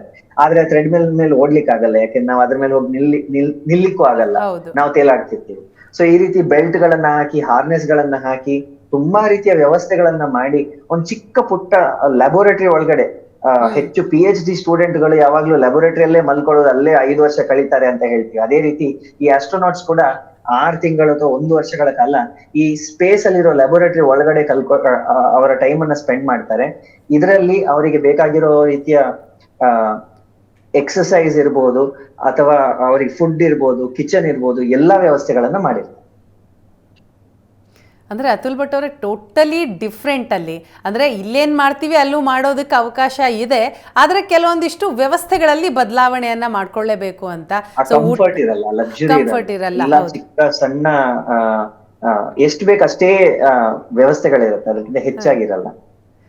ಆಮೇಲೆ ಅತುಲ್ ಭಟ್ ಅವರಿಗೆ ಸಾಮಾನ್ಯವಾಗಿ ನಾವೇ ಯಾವುದೋ ಒಂದು ಜಾಗದಲ್ಲಿ ಎಷ್ಟು ದಿನ ಅಂತ ಇರೋದಕ್ಕೆ ಸಾಧ್ಯ ಅಲ್ವಾ? ಫ್ರಸ್ಟ್ರೇಟ್ ಆಗಿ ಹೋಗಿರ್ತೀವಿ, ಎಂಟರ್ಟೈನ್ಮೆಂಟ್ ಬೇಕಾಗತ್ತೆ, ಚೇಂಜಸ್ ಬೇಕಾಗತ್ತೆ. ಸೊ ಇದು 9 ತಿಂಗಳ ಕಾಲ ಸೊ ಒಂದೇ ಪ್ಲೇಸಲ್ಲಿದ್ದು ನೋಡಿದವರ ಮುಖಾನೇ ನೋಡಿಕೊಂಡು ಅದು ಕಷ್ಟ ಅಲ್ವಾ? ಅಲ್ಲಿಯ ಒಂದು ವಾತಾವರಣಕ್ಕೆ ಅಡ್ಜಸ್ಟ್ ಆಗೋದು ಒಂದ್ ಲೆಕ್ಕದಲ್ಲಿ ಹೌದು, ಇದು ನಮ್ಮ ಸಾಮಾನ್ಯ ಜೀವನದ ಅನುಭವಗಳು. ಆದ್ರೆ ಇವರೆಲ್ಲ ಸೈಂಟಿಸ್ಟ್ ಗಳಾಗಿರ್ತಾರೆ, ಇವರು ಕೆಲ್ಸಕ್ಕೆ ಹೋಗಿರ್ತಾರೆ. ಇವರ ಒಂಥರ ಮಿಲಿಟರಿ ಇರೋರು ಯಾವಾಗ್ಲೂ ಡ್ಯೂಟಿಯಲ್ಲೇ ಇರೋ ರೀತಿಯಲ್ಲಿ ಈ ಸೈಂಟಿಸ್ಟ್ ಗಳು, ಈ ಆಸ್ಟ್ರೋನಾಟ್ಸ್ ಗಳು ಕೂಡ 24 ಗಂಟೆ ಕೂಡ ಡ್ಯೂಟಿಯಲ್ಲೇ ಇರ್ತಾರೆ. ಸೊ ಈ ಡ್ಯೂಟಿಯಲ್ಲಿ ತನ್ನ ನಿದ್ದೆನೋ ತಿಂಡಿನೋ ಅದು ಮಾಡ್ಕೊಂಡಿರ್ತಾರೆ. ಬಟ್ ಅಲ್ಲಿ ಹೋದ್ಮೇಲೆ ಅವ್ರು ಈ ಡ್ಯೂಟಿಯಿಂದಾಗಿ ಅವರು ಪ್ಲಸ್ ಈ ವಿಜ್ಞಾನದಲ್ಲಿ ಅವ್ರಿಗೆ ಸಿಗುವಂತ ಖುಷಿ ಅವ್ರಿಗೆ ಬೇರೆ ಎಲ್ಲೂ ಸಿಗಲ್ಲ. ಸೊ ಯಾರಿಗೆ ಆಸ್ಟ್ರೋನಾಟ್ ಆಗ್ಬೇಕಂತ ಇರುತ್ತೆ ಅವ್ರಿಗೆ ಪಾರ್ಕ್ ಕುತ್ಕೊಂಡು 1 ಗಂಟೆ ಕಳೆದ್ರೆ ಅಥವಾ ಒಂದು ಸಿನಿಮಾ ನೋಡಿದ್ರೆ ಅಷ್ಟೇ ಖುಷಿ ಸಿಗಲ್ಲ. ಇವರಿಗೆ ಈ ಕೆಲಸದಿಂದ ಜಾಸ್ತಿ ಖುಷಿ ಸಿಗೋದ್ರಿಂದ ಇವ್ರು ಇದನ್ನ ಅಷ್ಟೇ ಉತ್ಸಾಹದಿಂದ ಮಾಡ್ತಾರೆ, ಅದ್ರಲ್ಲಿ ಏನು ತೊಂದರೆ ಆಗಲ್ಲ. ಅದಕ್ಕೆ ಅವ್ರನ್ನ ಸೈಂಟಿಸ್ಟ್ ಅನ್ನೋದು. ಹೌದು. ಈಗ ಸುನೀತಾ ವಿಲಿಯಮ್ಸ್ ಏನೋ ಇದು 3ನೇ ಬಾರಿ ಅಂತರಿಕ್ಷಯಾನ ಮಾಡಿ ಬರ್ತಾ ಇರುವಂಥದ್ದು. ಮೊದಲ ಬಾರಿ ಹೋಗೋವಂಥವ್ರಿಗೆ ಕಷ್ಟ ಆಗುತ್ತಾ? ಯಾಕಂದರೆ ಏನೇ ಇಲ್ಲಿ ಪ್ರಿಪೇರ್ ಆಗಿ ಹೋದರೂ ಅಲ್ಲಿ ಹೋದ ನಂತರ ಆಗುವಂತಹ ಎಕ್ಸ್ಪೀರಿಯನ್ಸ್ ಇದೆಯಲ್ಲ ಅದು ಡಿಫ್ರೆಂಟ್ ಆಗಿರುತ್ತೆ. ಸೊ ಅಲ್ಲಿ ಅವ್ರು ಅಡ್ಜಸ್ಟ್ ಆಗಬೇಕು, ಅವ್ರಿಗೆ ಕಷ್ಟ ಆಗತ್ತಾ? ಸ್ವಲ್ಪ ಕಷ್ಟ ಆಗ್ಬೋದು, ಯಾಕಂತಂದ್ರೆ ಈ ಫಸ್ಟ್ ಟೈಮ್ ಎಕ್ಸ್ಪೀರಿಯನ್ಸ್ ಆಗಿರ್ಬೋದು. ಆದ್ರೆ ನಾಸಾದಿಂದ ನಾನು ಹೇಳಿದ ಹಾಗೆ ಅವ್ರಿಗೆ ಕಳ್ಸೋ ಮುಂಚೆ ಅವರಿಗೆ ಎಲ್ಲಾ ರೀತಿಯ ಅನುಭವಗಳನ್ನ ಮಾಡಿಸಿರ್ತಾರೆ. ಸೊ ಈ ಸ್ಪೇಸ್ ವಾಕ್ ಅಂತ ಏನ್ ಮಾಡ್ತೀವಿ, ಅಂತರಿಕ್ಷದಲ್ಲಿ ಹೋದಾಗ ಈ ISS ಅನ್ನ ಬಿಟ್ಟು ಹೊರಗಡೆ ಬಂದು ಕೆಲಸ ಮಾಡುವಂತ ಒಂದು ಸಂದರ್ಭ ಇರುತ್ತೆ, ಅದನ್ನ ಸ್ಪೇಸ್ ವಾಕ್ ಅಂತ ಹೇಳ್ತೀವಿ. ಸೊ ಸುನೀತಾ ವಿಲಿಯಮ್ಸ್ ಅವರು ವರ್ಲ್ಡ್ ಅಲ್ಲಿ ಇವಾಗ ಹೈಯೆಸ್ಟ್ ಸ್ಪೇಸ್ ವಾಕ್ ಮಾಡಿರೋ ಲಿಸ್ಟ್ ಅಲ್ಲಿ 4ನೇ ಸ್ಥಾನದಲ್ಲಿ ಇದ್ದಾರೆ. ಸೊ ಈ ರೀತಿ ಸ್ಪೇಸ್ ವಾಕ್ ಮಾಡ್ಬೇಕು ಅಂತ ಹೇಳಿದ್ರೆ ನಮ್ಗೆ ಭೂಮಿಯಲ್ಲಿ ಅನುಭವ ಸಿಗೋದಿಲ್ಲ, ಆದ್ರೆ ಎಷ್ಟಾಗತ್ತೋ ಅಷ್ಟು ಪ್ರಮಾಣಕ್ಕೆ ಅದನ್ನ ಭೂಮಿ ಮೇಲೆ ರೆಪ್ಲಿಕೇಟ್ ಮಾಡ್ತಾರೆ. ಸೊ ನಾಸಾದಲ್ಲಿ ಈ ನೀರಿನ ಟ್ಯಾಂಕ್ ಅಲ್ಲಿ ಸಾಲ್ಟ್ ವಾಟರ್, ಉಪ್ಪು ನೀರು ಹಾಕೊಂಡು ಆ ಡೆನ್ಸಿಟಿ ಹೆಚ್ಚು ಮಾಡಿ ನಾವು ಅದ್ರಲ್ಲಿ ನೀರಲ್ಲಿ ಹೇಳಿದ್ರೆ ನಮ್ಗೆ ನೀರಲ್ಲಿ ಇದೀವಿ ಅಂತ ಗೊತ್ತೇ ಆಗಲ್ಲ, ನಾವು ತೇಲಾಡ್ತಾ ಇರ್ತೀವಿ, ನಮಗೆ ಕಂಟ್ರೋಲ್ ಸಿಗಲ್ಲ, ನಮಗೆ ಒಂದ್ ಕಡೆಯಿಂದ ಇನ್ನೊಂದ್ ಕಡೆ ಹೋಗ್ಲಿಕ್ಕೆ ಕಷ್ಟ ಆಗತ್ತೆ, ಆ ರೀತಿ ಮಾಡ್ತಾರೆ. ಅದೇ ರೀತಿ ಒಂದು ವಿಮಾನ ಇದೆ, ಸೊ ಈ ಸ್ಪೆಷಲ್ ನಾಸಾ ಒಂದು ವಿಮಾನ ಡಿಸೈನ್ ಮಾಡಿದೆ. ಸೊ ಇದೇನ್ ಮಾಡುತ್ತೆ ಅಂತ ಹೇಳಿದ್ರೆ, ಭೂಮಿ ಮೇಲಿಂದ ಹೋಗ್ಕೊಂಡು ಸೀದಾ ಹೋಗ್ಕೊಂಡು ಒಂದು ಪಾಯಿಂಟ್ ನಂತರ ಸೀದಾ ಎಂಜಿನ್ ಆಫ್ ಮಾಡ್ಕೊಂಡು ಕೆಳಗ್ ಬೀಳ್ತಾರೆ ಅವರು. ಸೊ ಈ ಬೀಳುವಾಗ ಅವರಿಗೆ ಎಕ್ಸಾಕ್ಟ್ಲಿ ಮೈಕ್ರೋಗ್ರಾವಿಟಿ ಅನುಭವನೇ ಬರುತ್ತೆ. ಸೊ ಇದನ್ನ ಆ ಆಸ್ಟ್ರೋನಾಟಿಗೆ ಅಭ್ಯಾಸ ಆಗೋ ತನಕ ಎಷ್ಟು ಬಾರಿ ಬೇಕೋ ಅಷ್ಟು ಬಾರಿ ಮಾಡಿರ್ತಾರೆ. ಅವರಿಗೆ ಅಲ್ಲಿ ಹೋಗೋ ಮುಂಚೆ ಯಾವ ರೀತಿಯಲ್ಲಿ ಅವರು ಅನುಭವಗಳನ್ನ ಮಾಡ್ಬೇಕು, ಅದು ಟೆಕ್ನಿಕಲ್ ಆಗಿರ್ಬೋದು, ಮೆಂಟಲಿ ಪ್ರಿಪೇರ್ ಆಗೋದಿರ್ಬೋದು, ಅಥವಾ ಅವರ ಲೈಫ್ ಸ್ಟೈಲ್ ಚೇಂಜ್ ಮಾಡೋದಿರ್ಬೋದು, ಇದನ್ನೆಲ್ಲ ಗ್ರೌಂಡ್ ಮೇಲೆ ನಾನು ಹೇಳಿದ ಹಾಗೆ 1 ರಿಂದ 3 ವರ್ಷಗಳ ಕಾಲ ಇವರನ್ನ ತಯಾರಿ ಮಾಡಿ ಇವರು ರೆಡಿ ಆಗಿದ್ದಾರೆ ಅನ್ನೋ ತನಕ ಇವರನ್ನ ಕಳ್ಸೋದೇ ಇಲ್ಲ. ಸೊ ಅವರ ಕಂಪ್ಲೀಟ್ ಸ್ಟೇಟ್ ಅಲ್ಲಿ ಅವರು ಆಲ್ಮೋಸ್ಟ್ ಆಸ್ಟ್ರೋನಾಟ್ ಆಗ್ಲಿಕ್ಕೆ ನಾನು ರೆಡಿ ಇದ್ದೀನಿ, ನಂಗೆ ಯಾವುದೇ ತೊಂದರೆ ಬರಲ್ಲ ಅಂತ ಹೇಳಿ ಈ ಮೆಡಿಕಲ್ ಪ್ರೊಫೆಷನಲ್ ಅದನ್ನ ವೆರಿಫೈ ಮಾಡೋ ತನಕ ಅವರನ್ನ ಕಳ್ಸಲ್ಲ. ಹಾಗಾಗಿ ಅಷ್ಟು ಟ್ರೈನಿಂಗ್ ಆಗಿರೋರು ಫಸ್ಟ್ ಟೈಮ್ ಹೋದಾಗ್ಲೂ ಅವರಿಗೆ ಎಕ್ಸ್ಪೀರಿಯನ್ಸ್ ಹೊಸದಾಗಿರ್ಬೋದು, ಆದ್ರೆ ಈ ವರ್ಕ್ ಮಾಡಿರೋ ಏನು ಟ್ರೈನಿಂಗ್ ಇರುತ್ತೆ ಅದು ಅವ್ರಿಗೆ ಈಸಿಯಾಗಿ ಹೆಲ್ಪ್ ಆಗುತ್ತೆ. ಸೊ ಅವ್ರಿಗೆ ತುಂಬಾ ಕಷ್ಟ ಆಗಲ್ಲ. ಅಂದರೆ ಡೆಮೋ ಮೊದಲೇ ಇಲ್ಲಿ ಭೂಮಿಯಲ್ಲಿ ಅರ್ಥಲ್ಲಿ ಆಗಿರುತ್ತೆ. ಸೊ ಅಲ್ಲಿ ಹೋಗಿ ಎಕ್ಸ್ಪೀರಿಯೆನ್ಸ್ ಮಾಡ್ತಾರೆ ಅವರು ಅಷ್ಟೇ ಅಂತ. ಈಗ ಅಲ್ಲಿ ಹೋದ ನಂತರ ಈಗ ಫುಡ್ ವಿಚಾರಕ್ಕೆ ನೀವು ಹೇಳಿದ್ರಿ ಸಾಕಷ್ಟು ವಿಚಾರ, ಹೆಂಗೆ ಅವ್ರಿಗೆ ಊಟದ ವ್ಯವಸ್ಥೆ ಇರುತ್ತೆ ಅಂತ. ಈಗ ನಾನು ಸಾಮಾನ್ಯ ಜನರ ಜೊತೆ ಅವ್ರನ್ನ ಲಿಂಕ್ ಮಾಡ್ತಾ ಇದ್ದೀನಿ. ಈಗ ನಮಗೆ ಅನಿಸುತ್ತೆ ಓಕೆ ಏನೋ ಒಂದು ತಿನ್ನಬೇಕು ಅಂತ ಆಸೆ ಇರುತ್ತೆ, ಕ್ರೇವ್ ಆಗುತ್ತೆ. ಸೊ ಅವ್ರಿಗೂ ಕೂಡ ಸಾಮಾನ್ಯ ಅಲ್ವಾ, ಅವರು ಮನುಷ್ಯರೇ, ಅವ್ರಿಗೂ ಹಾಗೇ ಆಗುತ್ತೆ. ಸೊ ಹೇಗೆ ಅವರ ಒಂದು ಫುಲ್ಫಿಲ್ ಆಗುವಂಥದ್ದು ಹೇಗೆ ಒಂದು, ಜೊತೆಗೆ ಅವ್ರಿಗೆ ಈ ಊಟವನ್ನು ಎಷ್ಟು ಒಂದು 3 ತಿಂಗಳಿಗೆ ಆಗುವಷ್ಟು ನೀವು ಕೊಡ್ಬೋದು, ಅದಾದ ನಂತರ ಹೇಗೆ ಅವ್ರಿಗೆ ಅವರ ಸೌಲಭ್ಯಗಳು ಹೇಗೆ ಅವ್ರಿಗೆ ತಲುಪುತ್ತೆ? ಅವ್ರಿಗೆ ನಮಗಿರೋ ರೀತಿಯ ಕ್ರೇವಿಂಗ್ಸ್ ಗಳನ್ನ ಅವರು ಭೂಮಿ ಮೇಲೆ ಬಿಟ್ಟು ಹೋಗಿರ್ತಾರೆ. ಹಾಗಾಗಿ ಅವರಿಗೆ ಹೋದ್ಮೇಲೆ ನನಗೆ ಇದು ಬೇಕು ಅದು ಬೇಕು ಅಂತ ಹೇಳೋರಿ ಡಿಮ್ಯಾಂಡ್ ಮಾಡಂಗೇ ಇಲ್ಲ. ಆದ್ರೆ ಅವ್ರಿಗೆ ಕಳ್ಸಿರೋ ಈ ಫುಡ್ ಐಟಮ್ಸ್ ಏನಿದೆ ಅದ್ರಲ್ಲಿ ಆದಷ್ಟು ಬೇರೆ ಬೇರೆ ರೀತಿಯ ಫುಡ್ ಗಳನ್ನ ಹಾಕಿರ್ತಾರೆ. ಸೊ ದಟ್ ಎಲ್ರಿಗೂ ಒಂದ್ ರೀತಿಯಲ್ಲಿ ಆರಾಮಾಗಿ ತಿನ್ಲಕ್ ಆಗ್ಬೇಕು ಅಂತ. ಯಾಕಂತಂದ್ರೆ ಈ ಫುಡ್ ಇಂದನೂ ಬರೋ ವೆಲ್ ಬೀಯಿಂಗ್ ಮುಖ್ಯ ಅವರಿಗೆ. ಅದು ಅಲ್ಲದೆ ನಾವು ಈಗಾಗ್ಲೇ ನೋಡಿದ್ವಿ, ಈ ಕ್ರ್ಯೂ 9 ಇವತ್ತು ವಾಪಸ್ ಬಂದಿದೆ. ಕ್ರ್ಯೂ 10 ಮೊನ್ನೆ ಹೋಗಿದೆ. ಅಲ್ಲಿ ಹೋಗಿ ತಲುಪಿದ್ದು ನವೆಂಬರ್ ಅಲ್ಲಿ. ಸೊ ಅವಾಗ ಅಲ್ಲಿ ಥ್ಯಾಂಕ್ಸ್ ಗಿವಿಂಗ್ ಡಿನ್ನರ್ ಅನ್ನ ಅವರಲ್ಲಿ ಮಾಡಿದ್ದಾರೆ. ಸೊ ಅಮೆರಿಕಾದಲ್ಲಿ ಇದೊಂದು ದೊಡ್ಡ ಹಬ್ಬ ಥ್ಯಾಂಕ್ಸ್ ಗಿವಿಂಗ್ ಅಂತ. ಸೊ ಥ್ಯಾಂಕ್ಸ್ ಗಿವಿಂಗ್ ಡಿನ್ನರ್ ಅನ್ನು ಮಾಡುವಷ್ಟು ಐಟಮ್ಸ್ ಗಳನ್ನ ಕಳ್ಸಿರ್ತಾರೆ. ಸೊ ಈ ರೀತಿಯ ಸಣ್ಣ ಸಣ್ಣ ವ್ಯವಸ್ಥೆಗಳನ್ನ ಮಾಡಿರ್ತಾರೆ. ಆದ್ರೆ ಸಡನ್ ಆಗಿ ನನಗೆ ಇವತ್ತು ಐಸ್ ಕ್ರೀಮ್ ಬೇಕು, ನನಗೆ ಇವತ್ತು ಒಂದು ಕೋನ್ ಐಸ್ ಕ್ರೀಮ್ ಬೇಕು ಅಂತ ಹೇಳಿದ್ರೆ ಅವ್ರಿಗೆ ಆ ಸೌಲಭ್ಯಗಳಲ್ಲಿ ಇಲ್ಲ, ಸೌಲಭ್ಯನೂ ಇರಲ್ಲ, ಅವ್ರ ಕ್ರೇವೂ ಆಗಲ್ಲ, ಎಲ್ಲವನ್ನೂ ಇಲ್ಲೇ ಬಿಟ್ಟು ಹೋಗಿರ್ತಾರೆ. ಅವರು ಇವರು ಈ ಪ್ರೊಫೆಷನಲ್ ಗಳು ತುಂಬಾ ಡೆಡಿಕೇಟೆಡ್ ಆಗಿದ್ರಿಂದ ಅವ್ರಿಗೆ ಆ ಕ್ರೇವಿಂಗ್ಸು ಬರಲ್ಲ. ಏನಿದ್ರು ನಾವು ಭೂಮಿಗೆ ವಾಪಸ್ ಬಂದ್ಮೇಲೆ ಅದನ್ನ ನೋಡ್ಕೊಳ್ತೀವಿ ಅನ್ನೋ ಮೈಂಡ್ ಸೆಟ್ ಅಲ್ಲೇ ಹೋಗಿರ್ತಾರೆ. ಮತ್ತೆ ಅವರಿಗೆ 6 ಮಂತ್ಸ್ಗೊಮ್ಮೆ ಇದು ಹೋಗತ್ತೆ, ಕಾರ್ಗೋ ಹೋಗತ್ತೆ. ಸೊ ಪ್ರತಿಯೊಂದು ಮಿಷನ್ ಹೋದಾಗ ಅದ್ರಲ್ಲಿ ಒಂದಿಷ್ಟು ಲಾಜಿಸ್ಟಿಕಲ್ ಕಾರ್ಗೋಸ್ ಅನ್ನ ಕಳ್ಸಿರ್ತಾರೆ. ಸೊ ಈ ಕಾರ್ಗೋಸ್ ಎಲ್ಲ ಅವರಿಗೆ ಎಲ್ಲ ಈ ಫುಡ್ ಐಟಮ್ಸ್ ಅದ್ರಲ್ಲಿ ಅವ್ರು ರೇಷನಿಂಗು ಮಾಡುತ್ತಾರೆ. ಸೊ ಅವ್ರಿಗೆ ಏನಾದ್ರೂ ಕಡಿಮೆ ಆಯ್ತು ಅಥವಾ ನೆಕ್ಸ್ಟ್ ಈಗ ಥ್ಯಾಂಕ್ಸ್ ಗಿವಿಂಗ್ ಬರ್ತಾ ಇದೆ, ಅದಕ್ಕೆ ಏನಾದ್ರು ಮಾಡ್ಬೇಕು ಅಂತ ಹೇಳಿದ್ರೆ ಈ ಕಾರ್ಗೋ ಅಲ್ಲಿ ಅದನ್ನ ಅಡ್ಜಸ್ಟ್ ಮಾಡ್ಕೊಂಡು ಕಳ್ಸಿರ್ತಾರೆ. ಸೊ ಆ ರೀತಿಯ ವ್ಯವಸ್ಥೆ ಕೂಡ ಅವರಿಗೆ. ಇದ್ರ ಜೊತೆಗೆ ಈಗ ತಾವು ಹೇಳಿದ್ರಿ 4 ರಿಂದ 7 ಜನರವರೆಗೂ ಕೂಡ ಅಲ್ಲಿ ಇರ್ತಾರೆ ಸೈಂಟಿಸ್ಟ್ ಅಂತ. ಎಲ್ಲರೂ ಒಂದೇ ಥರದ ಕೆಲಸ ಮಾಡ್ತಾರೆ, ಬೇರೆ ಬೇರೆ ಜವಾಬ್ದಾರಿ ಅವ್ರಿಗೆ ಕೊಡ್ಲಾಗಿರುತ್ತಾ ಹೇಗೆ? ಎಲ್ಲರೂ ಒಂದೇ ರೀತಿಯ ಕೆಲಸ ಮಾಡಲ್ಲ, ಇವರಿಗೆ ಸ್ಪೆಷಾಲಿಟೀಸ್ ಇರುತ್ತೆ. ಸೊ ಸಾಮಾನ್ಯವಾಗಿ ಒಂದು ಮಿಷನ್ ಅಲ್ಲಿ ಒಬ್ರು ಕಮಾಂಡರ್ ಅಂತ ಇರ್ತಾರೆ, ಇವ್ರು ಏರ್ ಫೋರ್ಸ್ ಪೈಲಟ್ ಆಗಿರ್ತಾರೆ. ಮತ್ತೆ ಕೆಲವೊಮ್ಮೆ ಪೇಲೋಡ್ ಸ್ಪೆಷಲಿಸ್ಟ್ ಇರ್ತಾರೆ, ಕೆಲವೊಮ್ಮೆ ಸಬ್ಜೆಕ್ಟ್ ಸ್ಪೆಷಲಿಸ್ಟ್ ಇರ್ತಾರೆ. ಸೊ ಇವರನ್ನೆಲ್ಲ ಕಳ್ಸಿದಾಗ ಕೆಲವರು ಎಕ್ಸ್ಪೆರಿಮೆಂಟ್ ಮಾಡ್ಲಿಕ್ಕೆ ಹೋದವರು ಅಲ್ಲಿ ಸ್ಪೆಷಲೈಸ್ಡ್ ಆಗಿ ಎಕ್ಸ್ಪೆರಿಮೆಂಟ್ ಗಳನ್ನ ಮಾಡ್ತಾರೆ. ಈ ಮೇಂಟೆನೆನ್ಸ್ ವರ್ಕ್ ಏನಿದೆ ಇದು ಯೂಶಲಿ ರಿಪೀಟೆಡ್ ಆಸ್ಟ್ರೋನಾಟ್ಸ್ ಯಾರಿದ್ದಾರೆ, ಅವರು ಏರ್ ಫೋರ್ಸ್ ನವ್ರು ಯಾರಿದ್ದಾರೆ, ಅವರಿಗೆ ಈ ವಿಷಯದಲ್ಲಿ ಸ್ಪೆಷಲ್ ಟ್ರೈನಿಂಗ್ ಆಗಿರುತ್ತೆ. ಸೊ ಇವ್ರು ಅದನ್ನ ಮಾಡ್ತಾರೆ. ಆದ್ರೆ ಯಾರು ಕೂಡ ಅಲ್ಲಿ ಹೋದ್ಮೇಲೆ ನನಗೆ ಈ ಕೆಲಸ ಆಗಲ್ಲ ಆ ಕೆಲಸ ಆಗಲ್ಲ ಅಂತ ಹೇಳೋ ಪರಿಸ್ಥಿತಿ ಇಲ್ಲ.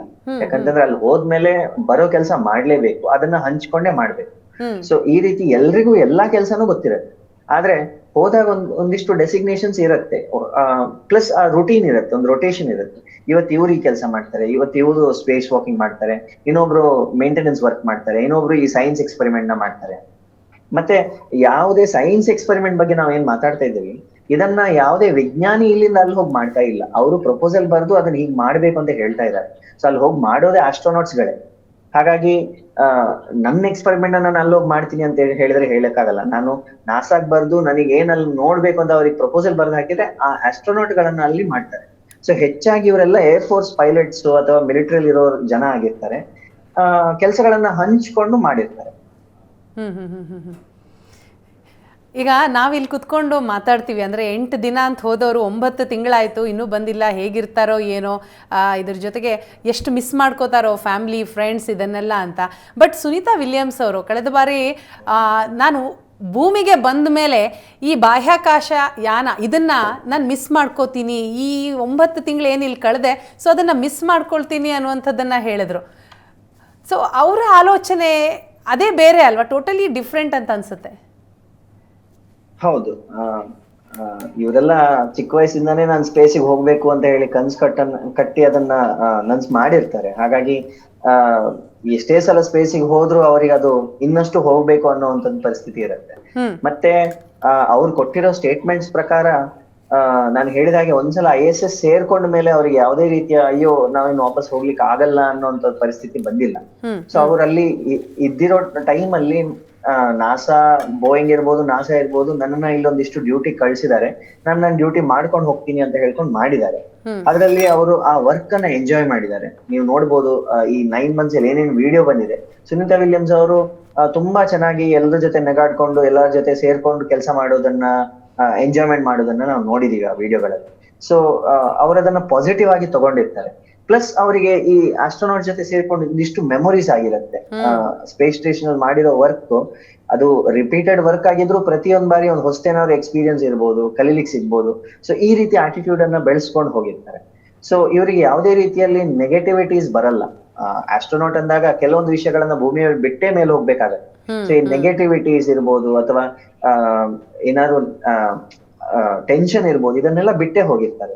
ಅಲ್ಲಿ ಹೋದ್ಮೇಲೆ ಆ ಡ್ಯೂಟಿಯನ್ನ ಮಾಡ್ತಾ ಆ ಸ್ಪೇಸ್ ಕ್ರೂ ಜೊತೆ ಮಿಂಗಲ್ ಹಾಕೊಂಡು ಏಳು ಜನರೊಟ್ಟಿಗೆ ನೀವು 6 ತಿಂಗಳು ನಮಗೆ ಇಲ್ಲಿಂದ ನೋಡಿದಾಗ ಸಿಕ್ಕಾಕೊಂಡಿದೀವಿ ಅಂತ ಅನ್ಸುತ್ತೆ. ಆದ್ರೆ ಅವರು 7 ದಿನ ಅಲ್ಲಿ ಅವ್ರ ಜೊತೆ ಬದುಕಬೇಕು. ಸೊ ಅದನ್ನ ಯಾವ ಪರ್ಸ್ಪೆಕ್ಟಿವ್ ಅಲ್ಲಿ ಹೇಗಿರ್ಬೇಕು ಅಂತ ಹೇಳಿ ಅವ್ರು ಅಡ್ಜಸ್ಟ್ ಮಾಡ್ಕೊಂಡು ಅದೇ ರೀತಿ ಹೋಗಿರ್ತಾರೆ. ಹಾಗಾಗಿ ಅವ್ರಿಗೆ ಅನ್ಸುತ್ತೆ ನಾನು ಇನ್ನೊಮ್ಮೆ ಹೋಗ್ಬೇಕು ಅಂತ ಹೇಳಿ ಅನ್ಸುತ್ತೆ. ನಾವಾದ್ರೆ ಗ್ಯಾರಂಟಿ 6 ತಿಂಗಳು ಅಂತ 6 ದಿನ ಅಂತ ಹೇಳಿ 9 ತಿಂಗಳ ನಂತರ ವಾಪಸ್ ಬಂದ್ರೆ ಇನ್ನು ಹೋಗೋದೇ ಬೇಡ ಅಂತ ಅನ್ಕೊಳ್ತೀವಿ. ಹೌದು, ಮತ್ತೆ ಗೊತ್ತಿಲ್ಲ. ಡೆಫಿನೆಟ್ ಆಗಿ ಹಾಗೆ ಅನಿಸುತ್ತೆ. ಇದರ ಜೊತೆಗೆ ಈಗ ನಿನ್ನೆ ಆರಂಭ ಆದಂತಹ ಕಾರ್ಯಾಚರಣೆ ಅಂದರೆ ಅವ್ರನ್ನ ವಾಪಸ್ ತರುವಂತಹ ಒಂದು ಕಾರ್ಯಾಚರಣೆ. ಸೊ ಹೋಗಿದ್ದು ಕ್ರೂ 10, ಆದರೆ ಅವರು ವಾಪಸ್ ಬಂದಿದ್ದು ಕ್ರೂ 9 ಸೊ ಅಲ್ಲಿಂದ ಇವತ್ತು ಲ್ಯಾಂಡ್ ಆಗೋವರೆಗಿನ ಒಂದು ಪ್ರೊಸೀಜರ್ ಹೇಗಿರುತ್ತೆ ಅದನ್ನು ಡೀಟೇಲ್ ಆಗಿ ಎಕ್ಸ್ಪ್ಲೇನ್ ಮಾಡ್ಬೋದಾ? ಸೊ ಕ್ರೂ 10 ಅಂತ ಏನಿದೆ ಅವರಿಗೆ ಮತ್ತೆ ಇದಕ್ಕೆ ಬೇಸಿಕ್ಲಿ ಸಂದರ್ಭ ಏನಿಲ್ಲ, ಇವ್ರು ರಿಪ್ಲೇಸ್ಮೆಂಟ್ ಅಷ್ಟೇ. ಸೊ ಕ್ರೂ 10 ಅವರು 6 ತಿಂಗಳ ಹಿಂದೆ ಇಲ್ಲಿಂದ ಹೊರಟು ಅಲ್ಲಿ ಸೇರಿದ್ಮೇಲೆ ಈಗ ಇವರ ಜವಾಬ್ದಾರಿ ತಗೊಳ್ಳಿಕ್ಕೆ ಜನ ಬಂದ್ರು ಅಂತ ಹೇಳಿ ಆಯ್ತು. ಸೊ ಸುನೀತಾ ವಿಲಿಯಮ್ಸ್ ಅವರಿಗೆ ಒಂದ್ ಸ್ವಲ್ಪ ನಾವು ಹೋಗ್ತಾ ರಿಲೀವರ್ ಸಿಕ್ಕಂಗೆ. ಹೌದು, ಎಕ್ಸಾಕ್ಟ್ಲಿ. ಸೊ 6 ತಿಂಗಳ ಹಿಂದೆನೆ ಇದನ್ನ ಪ್ಲಾನ್ ಮಾಡಿದ್ದಾರೆ. ಕ್ರೂ 9 ಅನ್ನ ಕಳ್ಸುವಾಗ 4 ಜನ ಕಳಿಸ್ಬೇಕಾಗಿತ್ತು, ಆದ್ರೆ ಇವರಿಬ್ಬರನ್ನ ವಾಪಸ್ ತರಿಸ್ಬೇಕು ಅನ್ನೋದಕ್ಕೆ ಅಲ್ಲಿ ಇಬ್ಬರನ್ನೇ ಕಳ್ಸಿದ್ದಾರೆ. ಸೊ ಅವಾಗ್ಲೇ ಈ ಪ್ಲಾನಿಂಗ್ ನ ನಡೆಸಿದ್ದಾರೆ. ಸೊ ಇದಿಷ್ಟಾದ್ಮೇಲೆ ಕ್ರೂ 10 ಅಲ್ಲಿ ತಲುಪಿದ್ಮೇಲೆ ಆಯ್ತು ನಾವು ಹೊರಡೋ ಟೈಮ್ ಬಂತು ಅಂತ ಹೇಳಿ ಇವ್ರಿಗೆ ಅನ್ಸಿರುತ್ತೆ. ಸೊ ಕ್ರೂ 9 ಸ್ಪೇಸ್ ಶಿಪ್ ಏನಿದೆ ಅವ್ರು ಅಲ್ಲಿಂದ ಹೊರಟ ಮೇಲೆ, ಸೊ ಈ ISS ಏನಿದೆ ಇದು ಭೂಮಿ ಸುತ್ತ ಸುಮಾರು ದಿನಕ್ಕೆ 16 ಬಾರಿ ಒಂದು ಸುತ್ತನ್ನ ಮುಗಿಸಿರುತ್ತೆ. ಅಂದ್ರೆ ನಮ್ಮ ಪ್ರಕಾರ ಒಂದು ದಿನ ಅಂತಂದ್ರೆ ಅಲ್ಲಿ 16 ಹಗಲು 16 ರಾತ್ರಿ. ಹೌದು, ಅಲ್ಲಿ 90 ನಿಮಿಷಕ್ಕೆ ಒಂದು ಸಲ ಒಂದು ಸೂರ್ಯೋದಯ ಆಗತ್ತೆ. ಹಾಗಾಗಿ 45 ನಿಮಿಷಗಳ ಕಾಲ ಹಗಲು, 45 ನಿಮಿಷಗಳ ಕಾಲ ರಾತ್ರಿ ಅಂತ ಹೇಳ್ಬೋದು. ಸೊ ಇದು ಒಂದು ದಿನ 24 ಗಂಟೆಯಲ್ಲಿ 16 ಬಾರಿ ಇದನ್ನ ಅವರು ಅನುಭವಿಸಿರ್ತಾರೆ. ಸೊ ಈ ರೀತಿಯ ವೇಗದಲ್ಲಿ ISS ಹೋಗ್ತಾ ಇದ್ದಾಗ ಇದರಿಂದ ಈ ಸ್ಪೇಸ್ ಶಿಪ್ ಅನ್ನ ಇಳಿಸ್ಬೇಕು ಅಂತ ಹೇಳಿದ್ರೆ ಸುಲಭ ಅಲ್ಲ. ಸೊ ಇದನ್ನ ಎಲ್ಲಿ ಇಳಿಸೋದು ಅದ್ರ ಮೇಲೂ ಡಿಪೆಂಡ್ ಆಗುತ್ತೆ. ಒಂದು ISS ಗೆ ಇಲ್ಲಿಂದ ಒಂದು ರಾಕೆಟ್ ಹೋಗಿ ಸೇರ್ಕೊಳ್ಬೇಕಂತ ಹೇಳಿದ್ರೆ ಅದು ಸುಮ್ನೆ ಇಲ್ಲಿ ಹೋಗಿ ಅಲ್ಲಿ ಸೇರ್ಕೊಳ್ಬೇಕು ಅನ್ನೋ ರೀತಿಯಲ್ಲ. ಉದಾಹರಣೆಗೆ ನಾವೊಂದು ರೋಡ್ ಪಕ್ಕ ನಿಂತ್ಕೊಂಡು ಒಂದು ಫಾಸ್ಟ್ ಆಗಿ ಬರ್ತಿರೋ ಕಾರ್ ಹತ್ತಬೇಕು ಅಂತ ಹೇಳಿದ್ರೆ ನಾನು ಇಲ್ಲಿಂದ 1 ಫೀಟ್ ಮುಂದೆ ಕಾಲಿಟ್ರೆ ನಾ ಕಾರಲ್ಲಿ ಇರ್ತೀನಿ ಅಂತ ಹೇಳಲಿಕ್ಕೆ ಆಗಲ್ಲ. ನಾನು ಆ ಕಾರ್ ಪಕ್ಕದಲ್ಲೇ ಅಷ್ಟೇ ವೇಗದಲ್ಲಿ ಓಡ್ಕೊಂಡು ಅದ್ರಲ್ಲಿ ಹತ್ತಬೇಕಾಗತ್ತೆ. ಸೊ ಈ ರೀತಿ ಈ ಸ್ಪೇಸ್ ಸ್ಟೇಷನ್ ಹೋಗೋದಿರ್ಲಿ, ಅಲ್ಲಿಂದ ಬರೋದಿರ್ಲಿ, ಅದು ಪ್ಲಾನ್ ಮಾಡಿರೋ ರೀತಿಯ ಆರ್ಬಿಟ್ ಎಷ್ಟು ಬೇಕು, ಹೇಗ್ ಸ್ಲೋ ಆಗ್ಬೇಕು, ಇದ್ರ ಮೇಲೆ ಡಿಪೆಂಡ್ ಆಗಿರುತ್ತೆ. ಸೊ ಹಿಂದಿನ ಬಾರಿ ಒಂದು ಸೋಯೂಸ್ ಕ್ಯಾಪ್ಸ್ಯೂಲ್ ಖಾಲಿ 3.5 ಗಂಟೆಯಲ್ಲಿ ಭೂಮಿಗೆ ವಾಪಸ್ ಬಂದು ತಲುಪಿತು. ಆದ್ರೆ ಈ ಬಾರಿ ಸುನಿತಾ ವಿಲಿಯಮ್ಸ್ ಅವರು ವಾಪಸ್ ಬಂದಾಗ 17 ಗಂಟೆಗಳ ಕಾಲ ಬೇಕಾಗಿದೆ. ಸೊ ಇದು ಸುಮಾರು 3 ರಿಂದ 20 ಗಂಟೆಗಳ ಕಾಲ ಬೇಕಾಗತ್ತೆ. ಸೊ ನೀವೇನು ಈ ನೌಕೆ ನೋಡ್ತಾ ಇದ್ದೀರೋ, ಈ ಪ್ಯಾರಾಚೂಟ್ ಅಲ್ಲಿ ಇಳಿತಿದ್ಯೋ, ಆ ನೌಕೆ ISS ಮೇಲೆ ಸೇರ್ಕೊಂಡಿತ್ತು. ಸೊ ಇದು ಡಿಟ್ಯಾಚ್ ಆದ್ಮೇಲೆ ಅದರಲ್ಲಿರೋ ಬೂಸ್ಟರ್ಸ್ ಇಂದ ಅದು ಯಾವ ವೇಗದಲ್ಲಿ, ಯಾವ ದಿಕ್ಕಿನಲ್ಲಿ ಹೋಗ್ತಾ ಇದೆ, ಅದೇ ದಿಕ್ಕಿಗೆ ಅಪೋಸಿಟ್ ಆಗಿ ಆ ಬೂಸ್ಟರ್ಸ್ ಅನ್ನ ಫೈರ್ ಮಾಡುತ್ತೆ. ಸೊ ಅದರಿಂದಾಗಿ ಇದು ಸ್ಲೋ ಆಗ್ತಾ ಹೋಗುತ್ತೆ. ಸೊ ಈ ಸ್ಪೇಸ್ ಶಿಪ್ ಏನಿದೆಯೋ, ನಾವು ಒಂದು ರೀತಿಯ ಪಾಯಿಂಟೆಡ್ ಈ ರೀತಿ ಇಳಿಯೋದ್ ನೋಡ್ತಾ ಇದೀವಿ. ಸೊ ಈ ನೌಕೆ ಏನಿದೆಯೋ ಅದು ಅಲ್ಲಿಂದ ಡಿಟ್ಯಾಚ್ ಆದ್ಮೇಲೆ ಎದುರುಗಡೆಯಿಂದ ನೀವು ಅದನ್ನ ಬೂಸ್ಟರ್ ಫೇಸ್ ಅಂತ ಹೇಳ್ತಾರೆ, ಎದುರುಗಡೆಯಿಂದ ಅದರದ್ದೊಂದು ಲಿಡ್ ಓಪನ್ ಆಗತ್ತೆ. ಆ ಇಮೇಜ್ ಅಲ್ಲಿ ನೋಡ್ಬೋದು, 2 ಕಿಟಕಿ ತರ ಇದೆ ಇದ್ರ ಮೇಲೆ. ಅದರ ಮೇಲೆ ಒಂದು ಮುಚ್ಚಳ ತರ ಇದೆ ನೋಡಿ, ಒಂದು ಲೈನ್ ಇದೆ, ಹಾರಿಜಾಂಟಲ್ ಲೈನ್ ಇದೆ. ಸೊ ಅದು ಓಪನ್ ಆಗಿ ಅದರಿಂದ ಬೂಸ್ಟರ್ಸ್ ಫೈರ್ ಆಗತ್ತೆ. ಈ ಸ್ಪೇಸ್ ಶಿಪ್ ಹಿಂದೆ ಬರ್ತಾ ಸ್ಲೋ ಆಗ್ತಾ ಹೋಗುತ್ತೆ. ಈ ಗುರುತ್ವಾಕರ್ಷಣೆ ಶಕ್ತಿ ಹೇಗಿದೆ ಅಂತ ಹೇಳಿದ್ರೆ, ಒಂದಿಷ್ಟು ಎತ್ತರದಲ್ಲಿ ಇರಬೇಕು ಅಂತ ಹೇಳಿದ್ರೆ, ಈಗ ISS ಸುಮಾರು 400 ಕಿಲೋಮೀಟರ್ ಎತ್ತರದಲ್ಲಿ ಇರಬೇಕು ಅಂತ ಹೇಳಿದ್ರೆ ಅದು 7 ಕಿಲೋಮೀಟರ್ 1 ಸೆಕೆಂಡ್ ಅಲ್ಲಿ ಅಷ್ಟು ವೇಗದಲ್ಲಿ ಹೋಗಲೇಬೇಕು. ಒಂಚೂರು ಸ್ಲೋ ಆಗ್ಬಿಡ್ತು ಅಂತ ಹೇಳಿದ್ರೆ ಇದು ISS ಸ್ಲೋ ಆಗತ್ತೆ. ಹಾಗಾಗಿ ISS ಮೇಲೆ ಬೂಸ್ಟರ್ ಹಾಕಿ ಅದನ್ನ ಒಂಚೂರು ಫಾಸ್ಟ್ ಮಾಡಿ ಅದನ್ನ ಎತ್ತಾರೆ. ಸೊ ಆ ಆರ್ಬಿಟ್ ಅನ್ನ ಮೇಂಟೈನ್ ಮಾಡ್ತಾರೆ. ಸೊ ಎಲ್ಲಾದ್ರೂ ಈ ಆರ್ಬಿಟ್ ವೆಲಾಸಿಟಿ, ಈ ವೇಗ ಏನಿದೆ ಇದು ಸ್ಲೋ ಆಯ್ತು ಅಂತ ಹೇಳಿದ್ರೆ ಆ ನೌಕೆ ಅದರ ಕಕ್ಷೆ ಚಿಕ್ಕದಾಗ್ತಾ ಭೂಮಿಗೆ ಬಂದ್ಬಿಡುತ್ತೆ. ಸೊ ಈ ರೀತಿ ಸ್ಲೋ ಡೌನ್ ಮಾಡ್ತಾರೆ. ಆದ್ರೆ ಸುತ್ತ ಹೊಡಿತಾ ಬಂದ್ರೆ ಸುಮಾರು ವರ್ಷಗಳಾಗ್ಬೋದು. ಹಾಗಾಗಿ ಬೂಸ್ಟರ್ ಫೇಸ್ ಅಲ್ಲಿ ಒಂದೇ ಸಾರಿ ಅದನ್ನ ಕಡಿಮೆ ಮಾಡ್ತಾ ಅದನ್ನ ಭೂಮಿಗೆ ಎಷ್ಟು ಸಲ ಸುತ್ತ ಹೊಡಿಬೇಕು ಅದನ್ನ ಲೆಕ್ಕ ಹಾಕಿ, ಇವತ್ತು ಇದು ಫ್ಲೋರಿಡಾದಲ್ಲಿ ಇಳೀತು, ಫ್ಲೋರಿಡಾದಲ್ಲಿ ಇರೋ ಪಕ್ಕದಲ್ಲಿ ಇರೋ ಸಮುದ್ರದಲ್ಲಿ ಇಳೀತು. ಸೊ ಅಲ್ಲಿ ಬರ್ಬೇಕಾದ್ರೆ ಎಷ್ಟು ಸುತ್ತ ಹೊಡಿಬೇಕು, ಯಾವ ಪಾಯಿಂಟ್ ಅಲ್ಲಿ ಸ್ಲೋ ಮಾಡ್ಬೇಕು ಅಂತ ಹೇಳಿ ಲೆಕ್ಕಾಚಾರ ಮಾಡಿರ್ತಾರೆ. ಸೊ ಈ ರೀತಿ ಲೆಕ್ಕಾಚಾರ ಮಾಡಿ ಈ ನೌಕೆಯನ್ನ ಸ್ಲೋ ಮಾಡಿ ಅದನ್ನ ಭೂಮಿ ಸುತ್ತ ಬಂದ ಒಂದು ಪಾಯಿಂಟ್ ಅಲ್ಲಿ ಅದನ್ನ ಹೀಗಿರೋ ನೌಕೆಯನ್ನ ಹೀಗ್ ಮಾಡ್ಕೊಂಡು ಇಳಿಸ್ತಾ ಈ ಲೆಕ್ಕಾಚಾರ ಎಲ್ಲ ಪೈಲಟ್ ಸ್ಪೇಸ್ ಪೈಲಟ್ ಇಲ್ಲ. ಇದು ನಾಸಾದಲ್ಲಿ ವಿಜ್ಞಾನಿಗಳು ಸಿಮ್ಯುಲೇಷನ್ಸ್ ರನ್ ಮಾಡಿ ತುಂಬಾ ಅಡ್ವಾನ್ಸ್ ಅಲ್ಲೇ ಮಾಡಿರ್ತಾರೆ. ಯಾಕಂತಂದ್ರೆ ಕೆಲವೊಂದ್ ಬಾರಿ ಈಗ ಈ ನೌಕೆ ಏನಿದೆ ಇದು ಭೂಮಿಗೆ ಬರುವಾಗ ನಮ್ಮ ಭೂಮಿಯಲ್ಲಿರೋ ಗಾಳಿ, ವಾತಾವರಣದಲ್ಲಿರೋ ಗಾಳಿ ಇದನ್ನ ದೂಡತ್ತೆ, ಫ್ರಿಕ್ಷನ್ ಅಂತ ಉಂಟಾಗತ್ತೆ. ಸೊ ನಾವು ಕೈ ಉಜ್ಜುವಾಗ ಹೇಗೆ ಬಿಸಿ ಆಗತ್ತೋ ಅದೇ ರೀತಿ ಈ ಗಾಳಿ ನೌಕೆಗೆ ಉಜ್ಜುವಾಗ ತುಂಬಾ ಬಿಸಿ ಆಗೋಗತ್ತೆ. ಅದ್ರ ಸುತ್ತ ಒಂದು ಬೆಂಕಿ ರೀತಿ ಒಂದು ಪ್ಲಾಸ್ಮಾ ಬಂದ್ಬಿಡತ್ತೆ. ಸೊ ಅಂತ ಸಮಯದಲ್ಲಿ ಈ ನೌಕೆಗೆ ಮತ್ತೆ ಭೂಮಿಗೆ ಕಾಂಟ್ಯಾಕ್ಟ್ ಇರಲ್ಲ. ಈ ಲ್ಯಾಂಡಿಂಗ್ ಅನ್ನ ಇವತ್ತು ಫಾಲೋ ಮಾಡಿರೋರಿಗೆ ಗೊತ್ತಾಗಿರುತ್ತೆ, ಸುಮಾರು 11 ನಿಮಿಷಗಳ ಕಾಲ ಮಧ್ಯದಲ್ಲಿ ಕಾಂಟ್ಯಾಕ್ಟ್ ಇರ್ಲಿಲ್ಲ. ಅವರು ಹೇಳಿರ್ತಾರೆ, ನಿಮ್ಗೆ ಇನ್ನು ಕಾಂಟ್ಯಾಕ್ಟ್ ತಪ್ತಾ ಇದೆ, ಇನ್ನು ನೆಕ್ಸ್ಟ್ 11 ಮಿನಿಟ್ಸ್ ಕಾಂಟ್ಯಾಕ್ಟ್ ಇರಲ್ಲ, ಆಮೇಲೆ ಸಿಗ್ತೀವಿ ಅಂತ ಹೇಳಿರ್ತಾರೆ. ಸೊ ಈ ಟೈಮ್ ಅಲ್ಲಿ ಕಾಂಟ್ಯಾಕ್ಟ್ ಇಲ್ಲ ಅಂತ ಹೇಳಿದ್ರೆ ಅವ್ರಿಗೆ ಅದನ್ನ ಕಂಟ್ರೋಲ್ ಮಾಡ್ಲಿಕ್ಕೆ ಕಷ್ಟ. GPS ವರ್ಕ್ ಆಗಲ್ಲ, ಯಾವುದೇ ರೀತಿಯ ಕನೆಕ್ಷನ್ಸ್ ವರ್ಕ್ ಆಗಲ್ಲ. ಸೊ ಹಾಗಾಗಿ ಅಂತರಿಕ್ಷದಲ್ಲಿ ಯಾವುದೇ ಇರ್ಲಿ, ಇದು ನೌಕೆಯನ್ನ ಇಳಿಸೋದಿರ್ಲಿ, ISS ಪ್ಲಾನಿಂಗ್ ಇರ್ಲಿ, ಅಥವಾ ನಮ್ಮ ಮಂಗಳಯಾನಲ್ಲಿ ನಾವು ಆ ನೌಕೆಯನ್ನ ಕಳ್ಸೋದಿರ್ಲಿ, ಯಾವುದೇ ರೀತಿಯ ಇದನ್ನ ನಾವು ನೌಕೆಯನ್ನ ಅಲ್ಲಿ ಆಪರೇಟ್ ಮಾಡುವಾಗ ಅದ್ರ ಮುಂಚೆನೆ ಸುಮಾರು ದಿನಗಳ ಮುಂಚೆನೆ ಅದನ್ನ ಸಿಮ್ಯುಲೇಷನ್ಸ್ ಅಲ್ಲಿ ರನ್ ಮಾಡಿ ಆ ಕನ್ಫರ್ಮ್ ಆದ್ಮೇಲೆ ಆ ಕೋಡ್ ಅನ್ನ ಕಳ್ಸಿರ್ತಾರೆ. ಸೊ ಹಾಗಾಗಿ ಇದು ಏನೆಲ್ಲ ನಡೆಯುತ್ತೋ ಇದೆಲ್ಲ ಆಲ್ಮೋಸ್ಟ್ ಆಟೋಮ್ಯಾಟಿಕ್. ಇದರಲ್ಲಿ ಯಾವುದೇ ರೀತಿಯ ಮ್ಯಾನ್ಯುಯಲ್ ಪ್ರೊಸೀಜರ್ ಇಲ್ಲ. ಇವತ್ತು ಆಸ್ಟ್ರೋನಾಟ್ಗಳು ಕೂತ್ಕೊಂಡು ಅದನ್ನ ಮಾನಿಟರ್ ಮಾಡ್ತಾ ಇರ್ತಾರೆ. ಸೊ ಈ ನೌಕೆ ಕೆಳಗ್ ಬರ್ತಾ ಸ್ಲೋ ಮಾಡ್ಲಿಕ್ಕೆ ನಾವು ನೋಡಿದ್ವಿ ಪ್ಯಾರಾಚೂಟ್ ಲಾಂಚ್ ಆಯ್ತು. ಸೊ ಪ್ಯಾರಾಚೂಟ್ ಲಾಂಚ್ ಆದ್ಮೇಲೆ ಈ ನೌಕೆ ಅದರ ಪ್ರಾಪರ್ ಶೇಪಿಗೆ ಅದ ಓರಿಯಂಟೇಶನ್ ಹೇಗಿರ್ಬೇಕು ಹಾಗೆ ಬಂತು. ಈ ಪ್ಯಾರಾಚೂಟ್ ಅದನ್ನ ತುಂಬಾ ಸ್ಲೋ ಮಾಡ್ತು. ಸುಮಾರು 17,000 ಕಿಲೋಮೀಟರ್ ಪರ್ ಅವರ್. ನಾವೆಲ್ಲ ಬಸ್ಸಲ್ಲಿ ಕಾರಲ್ಲಿ 60 ಕಿಲೋಮೀಟರ್ ಪರ್ ಅವರ್ ಅಲ್ಲಿ ಹೋಗ್ತೀವಿ. 17,000 ಕಿಲೋಮೀಟರ್ ಪರ್ ಅವರ್ ಇಂದ ಅದನ್ನ ಇಳಿಸ್ಕೊಂಡು 24 ಕಿಲೋಮೀಟರ್ ಪರ್ ಅವರ್ ನಮ್ಮ ನಾರ್ಮಲ್ ಸ್ಲೋ ಹೋಗೋ ಸ್ಪೀಡ್ಗೆ ತಂದು ಅದನ್ನ ನೀರಲ್ಲಿ ಇಳಿಸಿರ್ತಾರೆ. ಸೊ ಇಷ್ಟೊಂದು ಪ್ರೊಸೆಸ್ ಗಳನ್ನ ನಡೆಸಬೇಕು. ಅದನ್ನ ಮುಂಚೆನೆ ಅದನ್ನ ಪ್ಲಾನ್ ಮಾಡಿ ಅಪ್ಲೋಡ್ ಮಾಡಿ ಅದು ವರ್ಕ್ ಆಗಿರೋ ರೀತಿ ಎಲ್ಲ ನೋಡ್ಕೊಳ್ತಾರೆ. ಆಸ್ಟ್ರೋನಾಟ್ಗಳು ಖಾಲಿ ಅಲ್ಲಿ ಕನ್ಫರ್ಮ್ ನಾವು ರೆಡಿ ಇದೀವಿ, ನಾವು ಹೀಗ್ ಮಾಡ್ಬೇಕು, ನಾವು ಹಾಗೆ ಮಾಡ್ಬೇಕಂತ ಹೇಳಿ ಕನ್ಫರ್ಮ್ ಮಾಡಿದಾಗ ಆ ಪ್ರೊಸೆಸ್ಗಳು ಆಟೋಮ್ಯಾಟಿಕ್ ಆಗಿ ಆಗೋದು. ಎಸ್, ತುಂಬ ದೊಡ್ಡ ಪ್ರಕ್ರಿಯೆ ಇದು. ಜೊತೆಗೆ ಅದರ ಹಿಂದೆ ಸಾಕಷ್ಟು ಜನ ಕೆಲಸ ಮಾಡ್ತಾರೆ. ಈಗ ಭೂಮಿಗೆ ಲ್ಯಾಂಡ್ ಆಗಿದ್ದಾರೆ ನಿಜ, ಭೂಮಿಗೆ ಲ್ಯಾಂಡ್ ಆದರೂ ಮುಗೀತು ಅನ್ನೋದಲ್ಲ, ಇದಾದ ಮೇಲೂ ಕೂಡ ಕೆಲವೊಂದಿಷ್ಟು ಚಾಲೆಂಜಸ್ ವಿಜ್ಞಾನಿಗಳಿಗಿರುತ್ತೆ.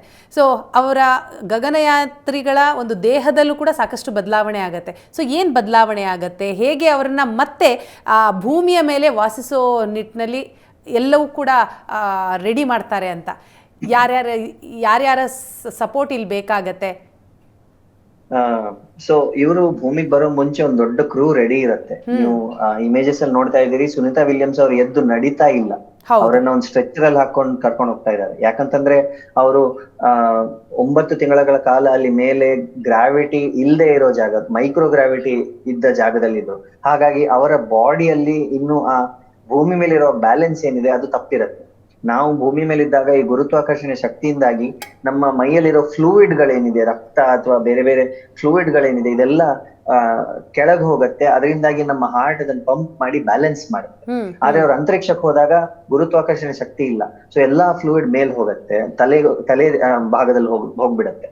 ಸೊ ಈ ಬ್ಯಾಲೆನ್ಸ್ ತಪ್ಪಿರುತ್ತೆ, ಅವ್ರಿಗೆ ಒಂದು ಸೆನ್ಸ್ ಆಫ್ ಬ್ಯಾಲೆನ್ಸ್ ಅನ್ನೋದಿರಲ್ಲ. ಅದೇ ರೀತಿ ಗ್ರಾವಿಟಿ ಇರೋದ್ರಿಂದ ಅವರು ನಡೆಯೋದು ತಪ್ಪೋದ್ರಿಂದ ಅವರ ಬೋನ್ ಡೆನ್ಸಿಟಿ ಅಂತ ಏನಿದೆ, ಈ ಎಲುಬಿನ ಡೆನ್ಸಿಟಿ ಏನಿದೆ ಅಥವಾ ಮಸಲ್ ಮಾಸ್ ಅಂತ ಏನಿದೆ, ಎಲ್ಲ ಕಡಿಮೆ ಆಗಿರುತ್ತೆ. ಸೊ ಅವರು ನಾರ್ಮಲ್ ಆಗಿರಲ್ಲ. ಅವ್ರಿಗೆ ಬಂದ್ ಕೂಡಲೇ, ಈಗ ಎಲ್ಲಾರು ನಾವು ಸುನಿತಾ ವಿಲಿಯಮ್ಸ್ ಬಂದ್ ಕೂಡಲೇ ಅವ್ರನ್ನ ಎದ್ದೇಳಿ ಅಂತ ಹೇಳಿ ಎಬ್ಸ್ಬಿಟ್ರೆ ಅವ್ರಿಗೆ ಫ್ರಾಕ್ಚರ್ ಆಗೋ ಚಾನ್ಸ್ ಇದೆ. ಇಡೀ ಮೈ ಮೇಲೆ ಯಾವುದೇ ಬೋನಲ್ಲಿ ಫ್ರಾಕ್ಚರ್ ಆಗ್ಬೋದು ಅವ್ರಿಗೆ. ಸೊ ಈ ರೀತಿ ತುಂಬಾ ಮೆಡಿಕಲಿ ಸೆನ್ಸಿಟಿವ್ ಸಿಚುವೇಶನ್ ಅಲ್ಲಿ ಅವ್ರು ಇರ್ತಾರೆ. ಸೊ ಅವ್ರು ಬಂದ್ ಕೂಡಲೇ ಅವರನ್ನ ಇವಾಗ ಜಾನ್ಸನ್ ಸ್ಪೇಸ್ ಸೆಂಟರ್ ಕಳ್ಸಿರ್ತಾರೆ. ಅಲ್ಲಿ ಸುಮಾರು 1 ತಿಂಗಳ ಕಾಲ ಮಿನಿಮಮ್ ಅಲ್ಲಿ ಅವರನ್ನ ಇಟ್ಟು ಅವರನ್ನ ಮಾನಿಟರ್ ಮಾಡ್ತಾರೆ. ಅವರ ಫುಡ್ ಅನ್ನ ವಾಪಸ್ ನಾರ್ಮಲ್ ತರ್ತಾರೆ, ಅವರಿಗೆ ಎಕ್ಸರ್ಸೈಸಸ್ ಮಾಡಿಸ್ತಾರೆ. ಸೊ ಇದನ್ನೆಲ್ಲ ಮಾಡ್ತಾ ಅವರಿಗೆ ಅವರ ಮಿಷನ್ ಅಲ್ಲಿ ಏನೇನಾಯ್ತು ಅದನ್ನ ತಿಳ್ಕೊಳ್ಳೋದಕ್ಕೂ ಜನ ಇರ್ತಾರೆ. ಇಷ್ಟೆಲ್ಲ ಆದ್ಮೇಲೆ ಒಂದು ಮೆಡಿಕಲ್ ಪ್ರೊಫೆಷನಲ್ ಗಳು ಸೇರ್ಕೊಂಡು, ಇಲ್ಲ ಇವ್ರು ಸರಿ ಇದ್ದಾರೆ, ಇನ್ನು ಇವರು ಹೊರಗಿನ ಜಗತ್ತಿಗೆ ಹೋಗ್ಬೋದು ಅಂದ ಮೇಲೆ ಅವರು ಹೊರಗೆ ಹೋಗ್ಬೇಕು, ಅವರ ಫ್ಯಾಮಿಲಿಯನ್ ಮೀಟ್ ಆಗ್ಬೋದು. ಹಾಗಾಗಿ ಅವರು ಭೂಮಿಗೆ ಬಂದಿದ್ದಾರೆ ಇರ್ಬೋದು, ಆದ್ರೆ ಅವರ ಫ್ಯಾಮಿಲಿಯನ್ ಮೀಟ್ ಆಗ್ಲಿಕ್ಕೆ ಆಗಲ್ಲ, ಅವ್ರು ಹೊರಗಿನ ಜಗತ್ತನ್ನು ನೋಡ್ಲಿಕ್ಕೆ ಆಗಲ್ಲ. ಅದೇ ರೀತಿಯಲ್ಲಿ ಒಂದು ಫನ್ನಿ ಆಗಿರೋ ವಿಷಯ ಏನಂತಂದ್ರೆ, ಈ ಅಂತರಿಕ್ಷದಿಂದ ತುಂಬಾ ಸಮಯ ಅಲ್ಲಿ ಕಳ್ಕೊಂಡು ವಾಪಸ್ ಬಂದಿರೋರು, ಅವರಿಗೆ ಅಂತರಿಕ್ಷದಲ್ಲಿ ಗ್ರಾವಿಟಿ ಇರಲ್ಲ. ಸೊ ನೀವು ಪೆನ್ ಅಲ್ಲಿ ಏನಾದ್ರು ಪುಸ್ತಕದಲ್ಲಿ ಬರ್ದು ಆ ಪೆನ್ ಅನ್ನು ಗಾಳಿಯಲ್ಲಿ ಬಿಟ್ರೆ ಅದು ಅಲ್ಲೇ ತೇಲಾಡ್ಕೊಂಡು ಹೋಗ್ತಾ ಇರತ್ತೆ, ಅದು ಬೀಳಲ್ಲ. ಸೊ ಇದನ್ನ ಮಾಡಿ ಮಾಡಿ ಮಾಡಿ ಇವರಿಗೆ ಅಭ್ಯಾಸ ಇರುತ್ತೆ. ಸೊ ನೀವು ತುಂಬಾ ಆಸ್ಟ್ರೋನಾಟ್ ಗಳನ್ನ ನೋಡ್ಬೋದು, ಅವ್ರು ವಾಪಸ್ ಬಂದ್ಮೇಲೆ ಅವ್ರ ಫಸ್ಟ್ ಇಂಟರ್ವ್ಯೂ ಅಲ್ಲಿ ಆ ಮೈಕ್ ಅನ್ನ ಕೈಯಲ್ಲಿ ಇಟ್ಕೊಂಡು ಮಾತಾಡಿ ಆದ್ಮೇಲೆ ಅದನ್ನ ಅಲ್ಲೇ ಬಿಟ್ಕೊಂಡು ಹೋಗ್ತಾರೆ. ಆ ಮೈಕ್ ಭೂಮಿಗೆ ಬಂದ್ಮೇಲೆ ಬೀಳತ್ತೆ, ಅವ್ರಿಗೆ ಆ ಅನುಭವ ತಪ್ಪಿರತ್ತೆ. ಅದನ್ನ ನೋಡ್ಲಿಕ್ಕೆ ನಮಗೆ ಇಲ್ಲಿ ತುಂಬಾ ಫನಿ ಇರ್ಬೋದು, ಆದ್ರೆ ಅವ್ರ ಅದಕ್ಕೆ ಅಡ್ಜಸ್ಟ್ ಆಗ್ಬೇಕು. ಫಸ್ಟ್ ಒಂದ್ 2-3 ದಿನಗಳ ಕಾಲ ಇದಕ್ಕೆ ಅಡ್ಜಸ್ಟ್ ಆಗ್ಬಿಟ್ಟು ಅದನ್ನು ಸರಿ ಮಾಡ್ಕೊಂಡು ಆಮೇಲೆ ಅವ್ರು ಹೊರಗಿನ ಜಗತ್ತಿಗೆ ಹೋಗ್ಬೇಕು. ಅಂದ್ರೆ ಯಾಕೆ ಫ್ಯಾಮಿಲಿ ಅವ್ರನ್ನೂ ಕೂಡ ಬಿಡಲ್ಲ ಅವ್ರನ್ನ ಮೀಟ್ ಮಾಡೋದಕ್ಕೆ ಅಂತ? ಈಗ ನಾಸಾದ ಇತರೆ ಸಿಬ್ಬಂದಿಗಳು ಅವ್ರನ್ನ ಮಾತನಾಡಿಸ್ತಿರ್ತಾರೆ, ಮೀಟ್ ಮಾಡ್ತಾರೆ, ಸೊ ಅವರಿಂದ ಇನ್ಫಾರ್ಮೇಶನ್ ಗ್ಯಾದರ್ ಮಾಡ್ತಾರೆ. ಸೊ ಫ್ಯಾಮಿಲಿ ಅವ್ರನ್ನ ಯಾಕೆ ಬಿಡಲ್ಲ? ಸೊ ಅವ್ರಿಗೂ ಒಂದು ಇರುತ್ತಲ್ವ, ಓಕೆ ನಾವು ಫ್ಯಾಮಿಲಿನ ನೋಡಬೇಕು, ಬಂದ ತಕ್ಷಣ ಫ್ಯಾಮಿಲಿಯವ್ರಿಗೂ ಇರುತ್ತೆ. ಸೊ 9 ತಿಂಗಳ ನಂತರ ಅವ್ರನ್ನ ನೋಡ್ತಾ ಇದೀವಿ, ಮಾತಾಡಿಸ್ಬೇಕು ಅಂತ. ಹೌದು, ಆದ್ರೆ ಇವರನ್ನ ಎಲ್ಲಿ ಇಡ್ತಾರೋ ಅದು ತುಂಬಾ ಕಂಟ್ರೋಲ್ಡ್ ಎನ್ವೈರನ್ಮೆಂಟ್ ಆಗಿರುತ್ತೆ. ಸೊ ಈ ಸೈಂಟಿಸ್ಟ್ ಗಳು ಯಾರು ಅವ್ರ ಜೊತೆ ಇಂಟ್ರಾಕ್ಟ್ ಮಾಡ್ಲಿಕ್ಕೆ ಹೋಗ್ತಾರೆ, ಅವರ ಒಬ್ಸರ್ವ್ ಮಾಡ್ಲಿಕ್ಕೆ ಹೋಗ್ತಾರೆ, ಅವರು ಕೂಡ ಒಂದಿಷ್ಟು ಸೂಟ್ ಗಳನ್ನ ಹಾಕಿ, ಕ್ಲೀನ್ ರೂಮ್ಸ್ ಅಂತ ಇರುತ್ತೆ, ಅದೊಂದಿಷ್ಟು ಪ್ರಿಪರೇಷನ್ ಮಾಡ್ಕೊಂಡು ಹೋಗ್ಬೇಕಾಗುತ್ತೆ. ಎಮರ್ಜೆನ್ಸಿ ಮ್ಯಾಟರ್ ಅಲ್ಲಿ ಫ್ಯಾಮಿಲಿ ಅವ್ರು ಬಂದು ಮೀಟ್ ಆಗ್ಲೇಬೇಕು ಅಥವಾ ಇವರು ಹೊರಗೆ ಹೋಗ್ಲೇಬೇಕು ಅಂತ ಹೇಳಿದ್ರೆ ಆ ವ್ಯವಸ್ಥೆಯಲ್ಲೇ ಇವರನ್ನ ಎಕ್ಸ್ಪೋಸ್ ಮಾಡ್ತಾರೆ. ಆದ್ರೆ ಅಲ್ಲಿವರೆಗೆ ಫ್ಯಾಮಿಲಿ ಅವರನ್ನ ಸಾಮಾನ್ಯವಾಗಿ ಬಂದು ಮೀಟ್ ಆಗ್ಲಿಕ್ಕೆ ಬಿಡಲ್ಲ, ಯಾಕಂದ್ರೆ ತುಂಬಾ ಕಂಟ್ರೋಲ್ಡ್ ಎನ್ವೈರನ್ಮೆಂಟ್ ಆಗಿರುತ್ತೆ. ಮೊದಲು ಸ್ಟಾರ್ಟಿಂಗ್ ಅಲ್ಲಿ ನಾವು ಚಂದ್ರಕ್ಕೆ ಅಪೋಲೋ ಇಂದ ಮಿಷನ್ಸ್ ಅಲ್ಲಿ ಕಳಿಸಿದಾಗ ಅಲ್ಲಿಂದ ಅವ್ರು ಯಾವ್ದಾದ್ರು ಕಾಯಿಲೆಗಳನ್ನು ತಗೊಂಡ್ ಬಂದಿರುವುದು, ವೈರಸ್ ಗಳನ್ನು ತಗೊಂಡ್ ಬಂದಿರುವುದು ಅಂತ ಅನ್ಕೊಂಡು ಅವರನ್ನ ಒಂದು ಚಿಕ್ಕ ಒಂದು ಬಾಕ್ಸ್ ಅಲ್ಲಿ ಇಡ್ತಾ ಇದ್ರು, ಒಂದು ರೂಮ್ ಅಷ್ಟು ದೊಡ್ಡಿರೋ ಒಂದು ಬಾಕ್ಸ್ ಅಲ್ಲಿ ಇಡ್ತಾ ಇದ್ರು. ಯಾಕಂತಂದ್ರೆ ಆ ವೈರಸ್ ಭೂಮಿ ಕ್ವಾರಂಟೈನ್ ಅನ್ನೋ ಪದ ಬಳಸಿದ್ರೆ ಬಹುಶಃ ಎಲ್ರಿಗೂ ಬೇಗ ರೀಚ್ ಆಗುತ್ತೆ ಅನ್ಸುತ್ತಲ್ವಾ? ಈ ಕೊರೋನಾ ಬಂದ ನಂತರ ಕ್ವಾರಂಟೈನ್ ಬಹಳ ಟೈಮೇ ಎಕ್ಸಾಕ್ಟ್ಲಿ. ಸೊ ಇದೇ ಕ್ವಾರಂಟೈನ್ ಅನ್ನೋದು. ಸೊ ಇವರನ್ನ ಬಂದ್ ಕೂಡ್ಲೆ ಒಂದಿಷ್ಟು ಟೈಮ್ ಕ್ವಾರಂಟೈನ್ ಮಾಡ್ತಾರೆ. ಸೊ ಆ ಕ್ವಾರಂಟೈನ್ ಅಲ್ಲಿ ನಮಗ್ ಕೊರೋನಾದಲ್ಲಿ ಕ್ವಾರಂಟೈನ್ ಅಂದ್ರೆ ನಾವು ಒಂದ್ ಕಡೆ ಹೋಗಿ ಕೂತ್ಕೊಳ್ತಿದ್ವಿ, ಆಮೇಲೆ ತುಂಬಾ ಮಿನಿಮಲ್ ಆಕ್ಟಿವಿಟೀಸ್ ಆಗ್ತಾ ಇತ್ತು. ಬಟ್ ಇಲ್ಲಿ ಈ ವಿಜ್ಞಾನಕ್ಕೆ ಬೇಕಾಗಿರೋ ಚಟುವಟಿಕೆಗಳು ನಡೀತಾ ಇರ್ತದೆ, ಸೈಂಟಿಸ್ಟ್ ಗಳು ಹೋಗಿ ಅವ್ರ ಹತ್ರ ಮಾತಾಡೋದು ಅದೆಲ್ಲ ಮಾಡ್ತಾ ಇರ್ತಾರೆ. ಬಟ್ ತುಂಬಾ ಕಂಟ್ರೋಲ್ಡ್ ಎನ್ವೈರನ್ಮೆಂಟ್ ಅಲ್ಲಿ ಮಾಡಿರ್ತಾರೆ. ಈ ಕ್ವಾರಂಟೈನ್ ಮುಗಿದ ಮೇಲೆ ಈ ಮೆಡಿಕಲ್ ಪ್ರೊಫೆಷನಲ್ಸ್ ಆಯ್ತು ಹೇಳಿದ್ರೆ ಇವ್ರು ಹೊರಗಿನ ಜಗತ್ತಿಗೆ ಹೋಗ್ತಾರೆ. ಅಲ್ಲ, ತುಂಬ ಕ್ಯೂರಿಯಸ್ ಆಗಿರುವಂಥ ಒಂದು ಪ್ರಶ್ನೆ. ಗಗನಯಾನಿಗಳು ಅಂತರಿಕ್ಷದಲ್ಲಿದ್ದಂತಹ ಸಂದರ್ಭದಲ್ಲಿ ಏಲಿಯನ್ಸ್ಗಳನ್ನು ಕೂಡ ನೋಡಿರ್ತಾರೆ, ನಗ್ಬೋದು ತಾವು, ಆದರೆ ಅಂಥದ್ದನ್ನು ಕೇಳಿದ್ದೀನಿ. ಸೊ ತಮ್ಮಿಂದ ಆ ಬಗ್ಗೆ ನಾನು ಮಾಹಿತಿ ಪಡ್ಕೊಳ್ಳೋದಾದರೆ ಹೌದಾ, ನಿಜಾನಾ? ಈಗ ನಾವ್ ಏನ್ ಗಗನಯಾನಿ ಬಗ್ಗೆ ಮಾತಾಡ್ತಿದೀವೋ ಅವ್ರು ಖಾಲಿ ISS ಗೆ ಹೋಗಿದ್ದು, ಅಲ್ಲಿ ಮನುಷ್ಯರು ಮಾತ್ರ ಇದ್ದಾರೆ, ಯಾವ್ದೇ ಏಲಿಯನ್ಸ್ ಇಲ್ಲ. ಏಲಿಯನ್ಸ್ ಗಳು ಇರ್ಬೇಕು ಅಂತ ಹೇಳಿದ್ರೆ ನಾವು ತುಂಬಾ ದೂರ ಹೋಗ್ಬೇಕಾಗತ್ತೆ. ಅದು ಸದ್ಯಕ್ಕೆ ಇನ್ನು ನಮ್ಮ ಕೈಯಲ್ಲಿ ಸಾಧ್ಯ ಇಲ್ಲ, ಮನುಷ್ಯರ ಕೈಯಲ್ಲಿ ಸಾಧ್ಯ ಇಲ್ಲ. ಎಸ್. ಎಷ್ಟು ಈಗ ಭೂಮಿಗೆ ಏನೋ ಲ್ಯಾಂಡ್ ಆಗಿದ್ದಾರೆ, ಎಷ್ಟು ತಿಂಗಳುಗಳು ಬೇಕಾಗತ್ತೆ ಇವ್ರು ನಾರ್ಮಲ್ ಆಗೋದಿಕ್ಕೆ? ಸುಮಾರು 15 ದಿನಗಳಿಂದ 1 ತಿಂಗಳ ಕಾಲ ಬೇಕಾಗುತ್ತೆ. ಅವ್ರು ಎಷ್ಟು ಎಕ್ಸ್ಪೋಸ್ ಆಗಿದಾರೋ ಅದ್ರ ಮೇಲೆ ಡಿಪೆಂಡ್ ಆಗುತ್ತೆ. ಅವರು ಕೆಲವು ಬಾರಿ 1 ತಿಂಗಳಲ್ಲೇ ವಾಪಸ್ 6 ಮಂತ್ಸ್ ಅಲ್ಲೇ ವಾಪಸ್ ಬಂದ್ಬಿಡ್ತಾರೆ. 6 ಮಂತ್ಸ್ ಅಲ್ಲಿ ಅಥವಾ ಒಂದು ಶಾರ್ಟ್ ಮಿಷನ್ 1 ಮಂತ್ ಮಿಷನ್ ಗೆ ಹೋಗಿದ್ರೆ ಅವ್ರಿಗೆ ಅಷ್ಟೊಂದು ಕ್ವಾರಂಟೈನ್ ಬೇಕಾಗಿರಲ್ಲ. ಆದ್ರೆ ಈಗ ಸುನೀತಾ ವಿಲಿಯಮ್ಸ್ ಅವರು 9 ಮಂತ್ಸ್ ಅಲ್ಲಿ ಇದ್ದಿದ್ರಿಂದ ಅವರ ಬಾಡಿ ತುಂಬಾ ಚೇಂಜ್ ಆಗಿರುತ್ತೆ, ಅವರದ್ದು ಮಸಲ್ ಮಾಸ್ ಎಲ್ಲ ತುಂಬಾ ಚೇಂಜ್ ಆಗಿರುತ್ತೆ. ಸೊ ಅದನ್ನ ನಾರ್ಮಲ್ ತರ್ಲಿಕ್ಕೆ ಆದಷ್ಟು ಬೇಗ ಮಾಡ್ಲಿಕ್ಕೆ ಟ್ರೈ ಮಾಡ್ತಾರೆ. ಸೊ ಸುಮಾರು ಒಂದು 15 ದಿನಗಳ ಕಾಲದಿಂದ 1 ತಿಂಗಳು ಬೇಕಾಗ್ಬೋದು. ಸೀರಿಯಸ್ ಕಂಡೀಷನ್ಸ್ ಆದ್ರೆ 2 ತಿಂಗಳು 3 ತಿಂಗಳು ಮಾಡ್ಬೋದು. ಎಸ್. ಇದ್ರ ಜೊತೆಗೆ ಅತುಲ್ ಅವರೇ, ಈ ಕಾರ್ಯಾಚರಣೆ ಈಗ ನಿನ್ನೆಯಿಂದ ಇವತ್ತವರೆಗೂ ಏನು ನಾವು ನೋಡಿದ್ವಿ, ತಾವೇನು ನೀಟಾಗಿ ಎಕ್ಸ್ಪ್ಲೇನ್ ಮಾಡಿದಿರಿ ಪಿನ್ ಟು ಪಿನ್, ಬಹಳ ಒಂದು ದೊಡ್ಡ ಪ್ರೊಸೀಜರ್ ಈ ಕಾರ್ಯಾಚರಣೆ. ಸೊ ಇದು ಈ ಹಿಂದೆನೇ ಆಗಬೇಕಾಗಿತ್ತು, ಆದರೆ ಮತ್ತೆ ಮತ್ತೆ ಪೋಸ್ಟ್ಪೋನ್ ಆಗಿದ್ದು ಯಾಕೆ? ಆಕ್ಚುಲಿ ಸ್ಪೇಸ್ ಅಲ್ಲಿ ನಾವು ಏನೇ ಕಳಿಸೋವಾಗ ಅದರಲ್ಲಿ 100% ಅದಕ್ಕೆ ಸಕ್ಸಸ್ ಬೇಕು ಅಂತ ಹೇಳಿ ಅದನ್ನ ಅನಿಸಿಕೆ ಇದ್ರೆ ಅದ್ರಲ್ಲಿ 99% ಸಕ್ಸಸ್ ಆಗತ್ತೆ ಅಂತ ಹೇಳಿದ್ರು ಅವ್ರು ಕಳ್ಸಲ್ಲ. ಈ ಯಾಕೆ ಬೋಯಿಂಗ್ ಸ್ಟಾರ್ಲಿಂಕ್ ನವ್ರು ಹಾಗೆ ಮಾಡಿದ್ರು ಗೊತ್ತಿಲ್ಲ. ಆದ್ರೆ ನಾಸಾದಲ್ಲಿ ಈ ರೀತಿಯ ಯಾವುದೇ ರೀತಿಯ ಆಕ್ಟಿವಿಟಿ ಮಾಡ್ಬೇಕಾದ್ರೆ ಅದರಲ್ಲಿ 100% ಗೆ ನಾವು ಅಚೀವ್ ಮಾಡೋದು 100% ಆಗತ್ತೆ ಅಂದ್ರೆ ಮಾತ್ರ ಕಳಿಸ್ತಾರೆ. 99% may be depending on the condition ಇರ್ಬೋದು, ಆದ್ರೆ ಅದು ಮೆಜಾರಿಟಿ 50-60% ಸಕ್ಸಸ್ ಆಗತ್ತೆ ಅಂತ ಹೇಳಿದ್ರೆ ಅವ್ರು ಕಳ್ಸೋದೇ ಇಲ್ಲ. ಯಾಕಂತಂದ್ರೆ ಈ ಚಾಲೆಂಜರ್ ಮತ್ತೆ ಕೊಲಂಬಿಯಾ ಡಿಸಾಸ್ಟರ್ ಆದ್ಮೇಲೆ ಎಸ್ಪೆಷಲಿ ಹ್ಯೂಮನ್ ಲೈಫ್ಸ್ ನ ಕನ್ಸಿಡರ್ ಮಾಡಿ ತುಂಬಾ ಇಂಪಾರ್ಟೆಂಟ್ ಲಾಸ್ ಗಳನ್ನ ಅಮೆರಿಕದಲ್ಲಿ ಇಟ್ಟಿದ್ದಾರೆ. ಹಾಗಾಗಿ ಅದಕ್ಕೆ ಮೂನ್ ಮಿಷನ್ ಗಳನ್ನೆಲ್ಲ ನಿಲ್ಸ್ಬಿಟ್ಟಿದ್ದಾರೆ. ಸೊ ಪ್ರತಿಯೊಂದು ಮನುಷ್ಯನ ಜೀವ ತುಂಬಾ ಮುಖ್ಯ ಅಂತ ಹೇಳಿ ಒಂದು ಪಾಲಿಸೀಸ್ ಮಾಡಿರೋದ್ರಿಂದ ಇವರನ್ನ ಯಾವುದೇ ರೀತಿಯ ಆಕ್ಟಿವಿಟಿ ಇರ್ಬೋದು, ಸ್ಪೇಸ್ ವಾಕ್ ಇರ್ಬೋದು, ಅಥವಾ ಅಲ್ಲಿಂದ ಇಲ್ಲಿಗೆ ವಾಪಸ್ ಬರೋದಿರ್ಬೋದು, ಇದು ಯಾವ್ದ್ರಲ್ಲಿ ಕೂಡ 100% ಶ್ಯೂರಿಟಿ ಇದೆ, ಕ್ಲಿಯರೆನ್ಸ್ ಇದೆ ಅನ್ನೋ ರೀತಿಯಲ್ಲಿ ಕನ್ಫರ್ಮ್ ಆಗೋವರೆಗೆ ಅದನ್ನ ಮಾಡಲ್ಲ. ಸೊ ಇವರನ್ನ ಫೆಬ್ರವರಿಯಲ್ಲಿ ವಾಪಸ್ ಕರ್ಸೋದು ಅಂತ ಹೇಳಿ ಸ್ಟಾರ್ಟಿಂಗ್ ಅಲ್ಲಿ ಹೇಳಿದ್ರು, ಜನವರಿಯಲ್ಲಿ ಒಮ್ಮೆ ಹೇಳಿದ್ರು, ಫೆಬ್ರವರಿಯಲ್ಲಿ ಹೇಳಿದ್ರು.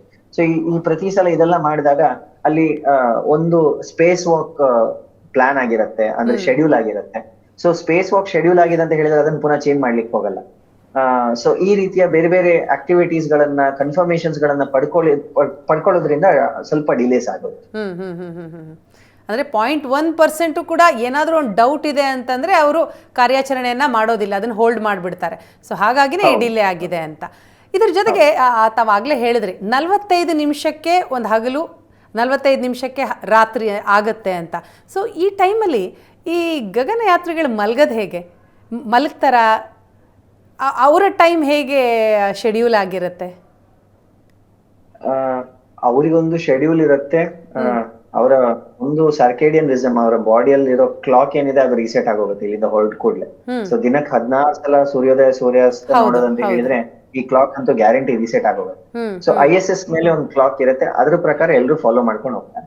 So ISS clock usually GMT ಗೆ ಕನೆಕ್ಟ್ ಆಗಿರುತ್ತೆ. ಸೊ GMT ಕ್ಲಾಕ್ ಏನಿದೆ, ನಮ್ಮ ಲಂಡನ್ ಮೇಲೆ ಪಾಸ್ ಆಗಿರೋ ಲೈನ್ ಏನಿದೆ, 0 ಲೈನ್ ಅಂತ ಏನಿದೆ, ಅದ್ರ ಪ್ರಕಾರ ಸೆಟ್ ಮಾಡಿರ್ತಾರೆ, ಅಥವಾ US ಟೈಮಿಗೂ ಸೆಟ್ ಮಾಡಿದ್ರು ಮಾಡ್ತಾರೆ.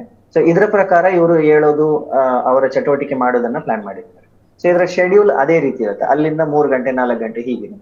ಸೊ ಸೂರ್ಯೋದಯ ಸೂರ್ಯಾಸ್ತ ಅವ್ರಿಗೆ ಮ್ಯಾಟರ್ ಆಗಲ್ಲ, ಯಾಕಂದ್ರೆ ಈ ಬೆಳಕು ಬರೋದು ಕೂಡ ಆ ಕಿಟಕಿಯಿಂದಾನೆ, ಅವ್ರಿಗೆ ಆಕಾಶ ಏನು ಇಲ್ಲ. ಹಾಗಾಗಿ ಅವರು ಮಲ್ಗೋ ಟೈಮಲ್ಲಿ ಅವ್ರಿಗೆ ಯಾವುದೇ ರೀತಿಯ ಬೆಳಕು ಅಲ್ಲಿದೆ ಇಲ್ಲ ಅಂತ ಏನೋದಿಲ್ಲ. ಅವರು ಮಾಸ್ಕ್ ಹಾಕೊಂಡು ಮಲ್ಕೋಬಿಡ್ತಾರೆ, ಐ ಮಾಸ್ಕ್ ಹಾಕೊಂಡು ಮಲ್ಕೊಂಡ್ಬಿಡ್ತಾರೆ. ಸೊ ಅದರಿಂದ ಏನೂ ಪ್ರಾಬ್ಲಮ್ ಆಗಲ್ಲ. ಅವರ ಶೆಡ್ಯೂಲ್ ಇರುತ್ತೆ, ಅಲ್ಲಿಂದ ಅವರು ಫಾಲೋ ಮಾಡ್ಕೊಂಡು. ಎಸ್. ಅತುಲ್ ಭಟ್ ಅವರೇ, ತುಂಬ ನೀಟಾಗಿ ಪ್ರತಿಯೊಬ್ಬರಿಗೂ ಅರ್ಥ ಆಗೋ ರೀತಿಯಲ್ಲಿ ವಿವರಣೆಯನ್ನು ಕೊಟ್ಟಿದ್ದೀರಿ. ತುಂಬ ಧನ್ಯವಾದಗಳು.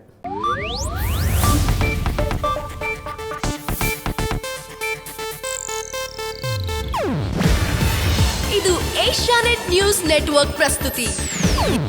ನೀವು ನೋಡ್ತಿದ್ದೀರಾ ಏಷ್ಯಾನೆಟ್ ಸುವರ್ಣ ನ್ಯೂಸ್.